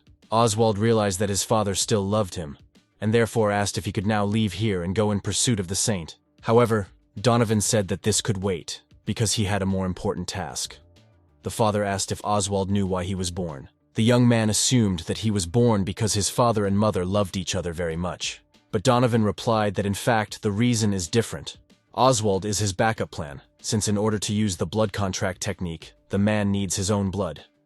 The Lilibet sect has a secret technique that can return a person to their original state. And if Donovan does not use it, his fake death will be revealed. Oswald was a little scared. He asked his father what kind of bloody contract technique this was. The master of the peak replied that he needed only one thing from his son. The father did not speak further. Instead, he plunged his hand into his son's chest. The young man did not expect that his own father would rip his heart out of his chest. When Oswald asked why he did this, the father replied that his son was born so that his father could use this technique. This way, Donovan will disappear from people's sight and will be able to devote all his energy to breaking the seal. Master of Laforet Peak finally admitted that he also killed Oswald's mother, because they were from different races, and he could not trust her. No matter how much she loved, she was human, and Donovan was a demon. At this fateful moment, Oswald asked only one question. If his father is a demon, then who is he? The young man never received an answer to this question. Donovan was pleased that his time had finally come. His son's heart was all he needed now. The master of the Laforet Peak began to fulfill his plan. He cast special spells while performing the final manipulations with Oswald's body. Donovan was going to place the energy thus obtained into himself. However, the father understood that it would take at least 6 months to restore 1 drop of blood from his heart. But if everything worked out, it would be worth it. The demon master continued his sinister ritual. He felt absolutely no remorse for what he did to his own son. Donovan was steadily approaching his long-term goal. Finally, he felt that his goal had been achieved. The last stage was the replacement of bodies. Now we just have to wait for Oswald's body to rot. At this moment, the transformation of Dominica's body continued. The little girl continued to meditate, following the instructions of her teacher. Observing this process, the demoness said that everything would soon be over. Dylan agreed that the foundation of Dominica was almost complete. He asked Rennie to go get clean water and clothes. Dominic would need to be washed and changed. The main character added that the clothes should be better because the clothes of the Lilibet sect are ugly. So he asked to bring something similar to his outfit. He ordered Rennie to order special clothes from the tailor at the foot of the mountain. An hour later, the saint stood before the master with ready-made clothes. Baby Dominica's transformation is finally complete. The saint was amazed at the result. The baby skipped the body improvement stage, immediately opening the ocean of chi and directly entering the deep soul stage. This meant that the girl had 4 deep souls. Elizabeth admitted that she assumed that Dominica would be in the body enhancement stage like Dylan. The witch knew that only a holy body could have 4 deep souls. Dylan was very pleased with the result. The girl's body really improved a lot. However, the main character understood that at this stage the body cannot become better than the divine or simply live a long life. So he will have to find another way. But at the moment, Dominic needed to be washed, and Dylan asked the saint to help with this. When everything was done, Dominica proceeded to a specially designated room. Looking at her reflection in the mirror, Dominica could not believe that the girl in the reflection was herself. Rennie told the girl that her foundation was complete, and she was now at the deep soul stage. The saint explained that cultivators who reach this stage receive changes in their appearance. This process usually takes time, but Dominique managed to activate 4 deep souls at once, so she now looks a couple of years older. Dominica was delighted with what happened to her. The little girl asked where her older brother was. Rennie said that he was waiting outside. Rennie finished putting the girl in proper shape, saying that she was a real beauty. The saint said that she would now take Dominica to the initiation ceremony as a disciple. Dylan was waiting for the girls in the hall, while the witch was going to prepare something special for herself. The main character asked what the demoness was up to. The demoness replied that she was going to place her chair next to her husband's, so that Dominica would honor her as the wife of her mentor. Finally, the sounds of footsteps were heard along the corridor. Something special appeared before the eyes of Dylan and Elizabeth. After the changes that happened to her, Dominica looked amazing. The saint reiterated that the girl should simply follow what Rennie taught her. However, the renewed Dominica did not like what she had to do. The main character asked the girl if she knew how to worship her mentor. The girl replied that she knew everything. She knelt in front of Dylan and said that the student greets her mentor. Rennie stood next to the tea specially prepared for the ceremony. Taking 1 cup, the The girl invited her mentor to try this tea. Dylan respectfully took the cup of drink without saying a word in response. Elizabeth waited with excitement for her turn, because she would be presented with tea for the first time. The main character tasted the drink silently, remaining silent. Finally, he told Dominica to get up. Elizabeth coughed significantly, indicating that she still had not received her tea. Dominica, with concern in her voice, asked if the little lady was okay and if she was sick because she was constantly coughing. Rennie tried to hold back her laughter, remembering that the elder said that this girl was a demoness, and if she got angry, there would be problems. However, Elizabeth was already angry. She argued that since she and Dominica's mentor were spouses, the girl should give her tea too. Dominica asked her mentor if she really should give the little witch tea. Dylan responded that since the witch was technically the mentor's wife, she had every right to demand her tea. The demoness was angry at the way Dylan introduced her, especially the word technically. But Dominica diffuses the situation. She hands Elizabeth a cup with a request to accept this tea. After drinking a little tea, the witch calmed down. Now she didn't care that she was only technically a wife. At least Dylan called her his wife anyway. Putting down the cup, the demoness said that she accepted Dominica as a good student. The anger receded, and now the witch again looked at her husband with love. Elizabeth threw herself on Dylan's neck and said that since the ceremony was over, they could now go to worship heaven and earth. In fact, the process of worshipping heaven and earth was meant to be part of the wedding. The main character got angry, asking the witch what she was talking about. Dominica also wondered what it meant to worship heaven and earth and why one should do it. Leaning towards the girl's ear, Rennie explained what the little witch meant. Having understood the essence of what was happening, Dominica joyfully exclaimed that she would be glad that she would soon have a little sister. The main character was confused, not understanding what Rennie said to Dominique. Elizabeth continued to insist on her own, explaining that since her husband had recognized her as his wife, they must bow to heaven and earth. At that moment, a maid entered the door and told the saint that she had come with bad news. The little witch was upset by the appearance of a stranger girl, because she ruined such a wonderful opportunity for the witch to achieve her goal. Rennie asked the girl to calm down and explain everything normally. Gathering her strength, the maid said that the master of Laforet Peak and his son had died, and it seemed that someone had killed them. The main character was dumbfounded by this news. What happened seemed very strange, and Dylan was curious what it all could mean, while the little witch said that she did not believe what had happened. Dylan answered the demoness that they would know the truth only after they saw everything for themselves. Rising from his chair, the main character told everyone to follow him. Altogether, they headed towards Laforet Peak. Dylan opened the doors and entered Donovan's house first. The Supreme Elder was already there, slightly surprised by the guests. Before the eyes of those who entered, Donovan's body appeared, pierced by a spear. The main character and his followers silently looked at this terrible picture. It was written on the wall in blood to give up the sword of heavenly punishment. Otherwise, the entire sect would be killed. Rennie said that there was no doubt that Donovan was indeed killed by someone. The saint mechanically covered Dominica's eyes so that the girl would not see anything. But the main character said that there is no need to protect Dominica from all this, because she has already embarked on the path of cultivation, and sooner or later, she will still face it. In order to know exactly what happened, the main character intended to look at the last memories of the master of Laforet Peak. Dylan wanted to know if Donovan was really dead. Having extracted a drop of energy from the body of the master of Laforet Peak, the main character activated the display of memories. The pictures replaced one after another, little by little revealing the true essence of what happened. An energy whirlwind circled near Donovan's body, illustrating the clarity of events. The silhouette that appeared on the threshold also confirmed the fears of the protagonist. The silhouette of the warrior who appeared was clearly alarmed, not wanting to show the truth. The main character continued his ritual to reveal the true state of things. The stranger confidently asserted that the sword of heavenly punishment belonged to him, and there was no point in trying to take it away from him. The Supreme Elder was amazed when he learned that someone had managed to sneak into the Lilibet sect. Dylan still wondered if Peak Master Laforet was truly dead.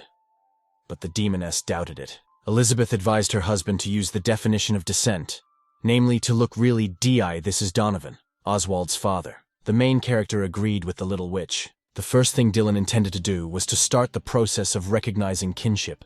The definition process has been activated. Dylan intently peered at the energy silhouettes of father and son, trying to compare something. Energetically, these two were different. The demoness was well versed in the technique of recognizing origin. The girl said that if the souls are connected, it means that the two are relatives, and the yellow color of the soul means that the person is the other's older brother or parent. In view of what he heard, as well as comparing all the details, Dylan came to the conclusion that the body was indeed Donovan's, and that he was indeed dead. However, the guests present in the house, namely the masters of other peaks, were wary of Dylan's manipulations. The elder of Monteris Peak, Ramona, did not like that this guy appeared in their sight again. Astercold, the master of Luciris Peak, was alarmed by the fact that all these secret techniques should have been known only to members of the sect. But Dylan, who suddenly appeared, masterfully uses these techniques, which not all masters of the sect can do. Esmir Peak Master, Georg, said that the young man used the origin recognition technique on Donovan and Oswald. Astercold responded that showing the memories could help find the culprit, but recognizing the origin is taboo, meaning Dylan suspected the corpse. Finally, Ramona could not stand it, and asked the Supreme Elder who this man was, but the old man replied that he himself did not know. Mitchell added that this guy is somehow connected with their sect, so he shouldn't do any harm. Besides, this guy suggested holding a Ginster conference. All three masters couldn't believe their ears as they stared at Dylan together. The masters did not approve of the idea of holding a Ginster conference. Astercold demanded that the Supreme Elder explain how he could allow this man to impose his will on him. Mitchell did not explain the details, saying only that he himself had reasons for this. Dylan advised the masters to think about safety so that this would not happen again, and not discuss news about the conference. When leaving, the main character said that if nothing else happens, then in 3 days, the 6 major sects will gather in the Lilibet sect. Having walked a little into the forest, Dylan asked everyone to wait for him here. The main character and the little witch intended to do something. Elizabeth wondered if her husband really believed that Donovan was dead. Dylan replied that at first glance, the master of Lafayette Peak did indeed appear to be dead. However, the main character intended to check something else. The sword of heavenly punishment was in its place. Dylan understood that in any case, the one who planned all this wanted to get the sword of heavenly punishment. The final seal on the sword is his goal. The killer had to weaken it by at least 90%. The main character realized that if there was a person in this country who could weaken the seal like that, then there would be others. But the killer could not have done this in such a short time without being noticed. The demoness continued her husband's thought that along with the sword of heavenly punishment, a murderer would appear. Dylan confirmed this, adding that he personally forged this sword and not everyone can use it. However, Dylan intended to allow the killer to hold this sword in his hands on the condition that it would help eliminate all the problems of the Lilibet sect. Elizabeth found it funny that her husband forced others to do all the dirty work, and in the end, they would not only receive no rewards, but might even risk their lives. The demoness admitted that she liked that she had such a spoiled husband, but she thought that over 2,000 years in the upper world, he had become kinder.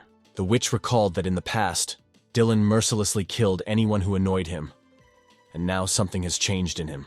The main character suggested that one of the changes may be that he has become kinder. Dylan admitted that he is too lazy to waste his time on little things, and if he takes action, it will only be for the sake of something big. Events take us to a place not far from the Lilibet sect. A stranger stood on the altar near the mirror. He watched Dylan closely. The stranger saw that Dylan has the technique of recognizing the origin and knows how to activate the seal on the sword of heavenly punishment. But out of 12 treasures, 11 have already been stolen, and without them, it will not be possible to seal the sword. The stranger grinned, intending to accomplish his plan. The guy had to admit that the seal on Lafayette Peak is also the greatest treasure, and so far he has only been able to weaken it by 90%, but now he can easily use the holy seal. The stranger anticipated how a drop of his blood would soon connect with the seal, and then he would be able to secretly weaken the seal of the sword of heavenly punishment. The young man began to accomplish his plan. The chains on the sword of heavenly punishment had to give in. The stranger was sure that this sword was destined to become his property, because as soon as the Ginster conference took place, the seal would fall off the sword of heavenly punishment. The man had no doubt that the sword was thirsty for blood. The maid hurried to the mistress, informing her as she went that their time had come, and she had good news.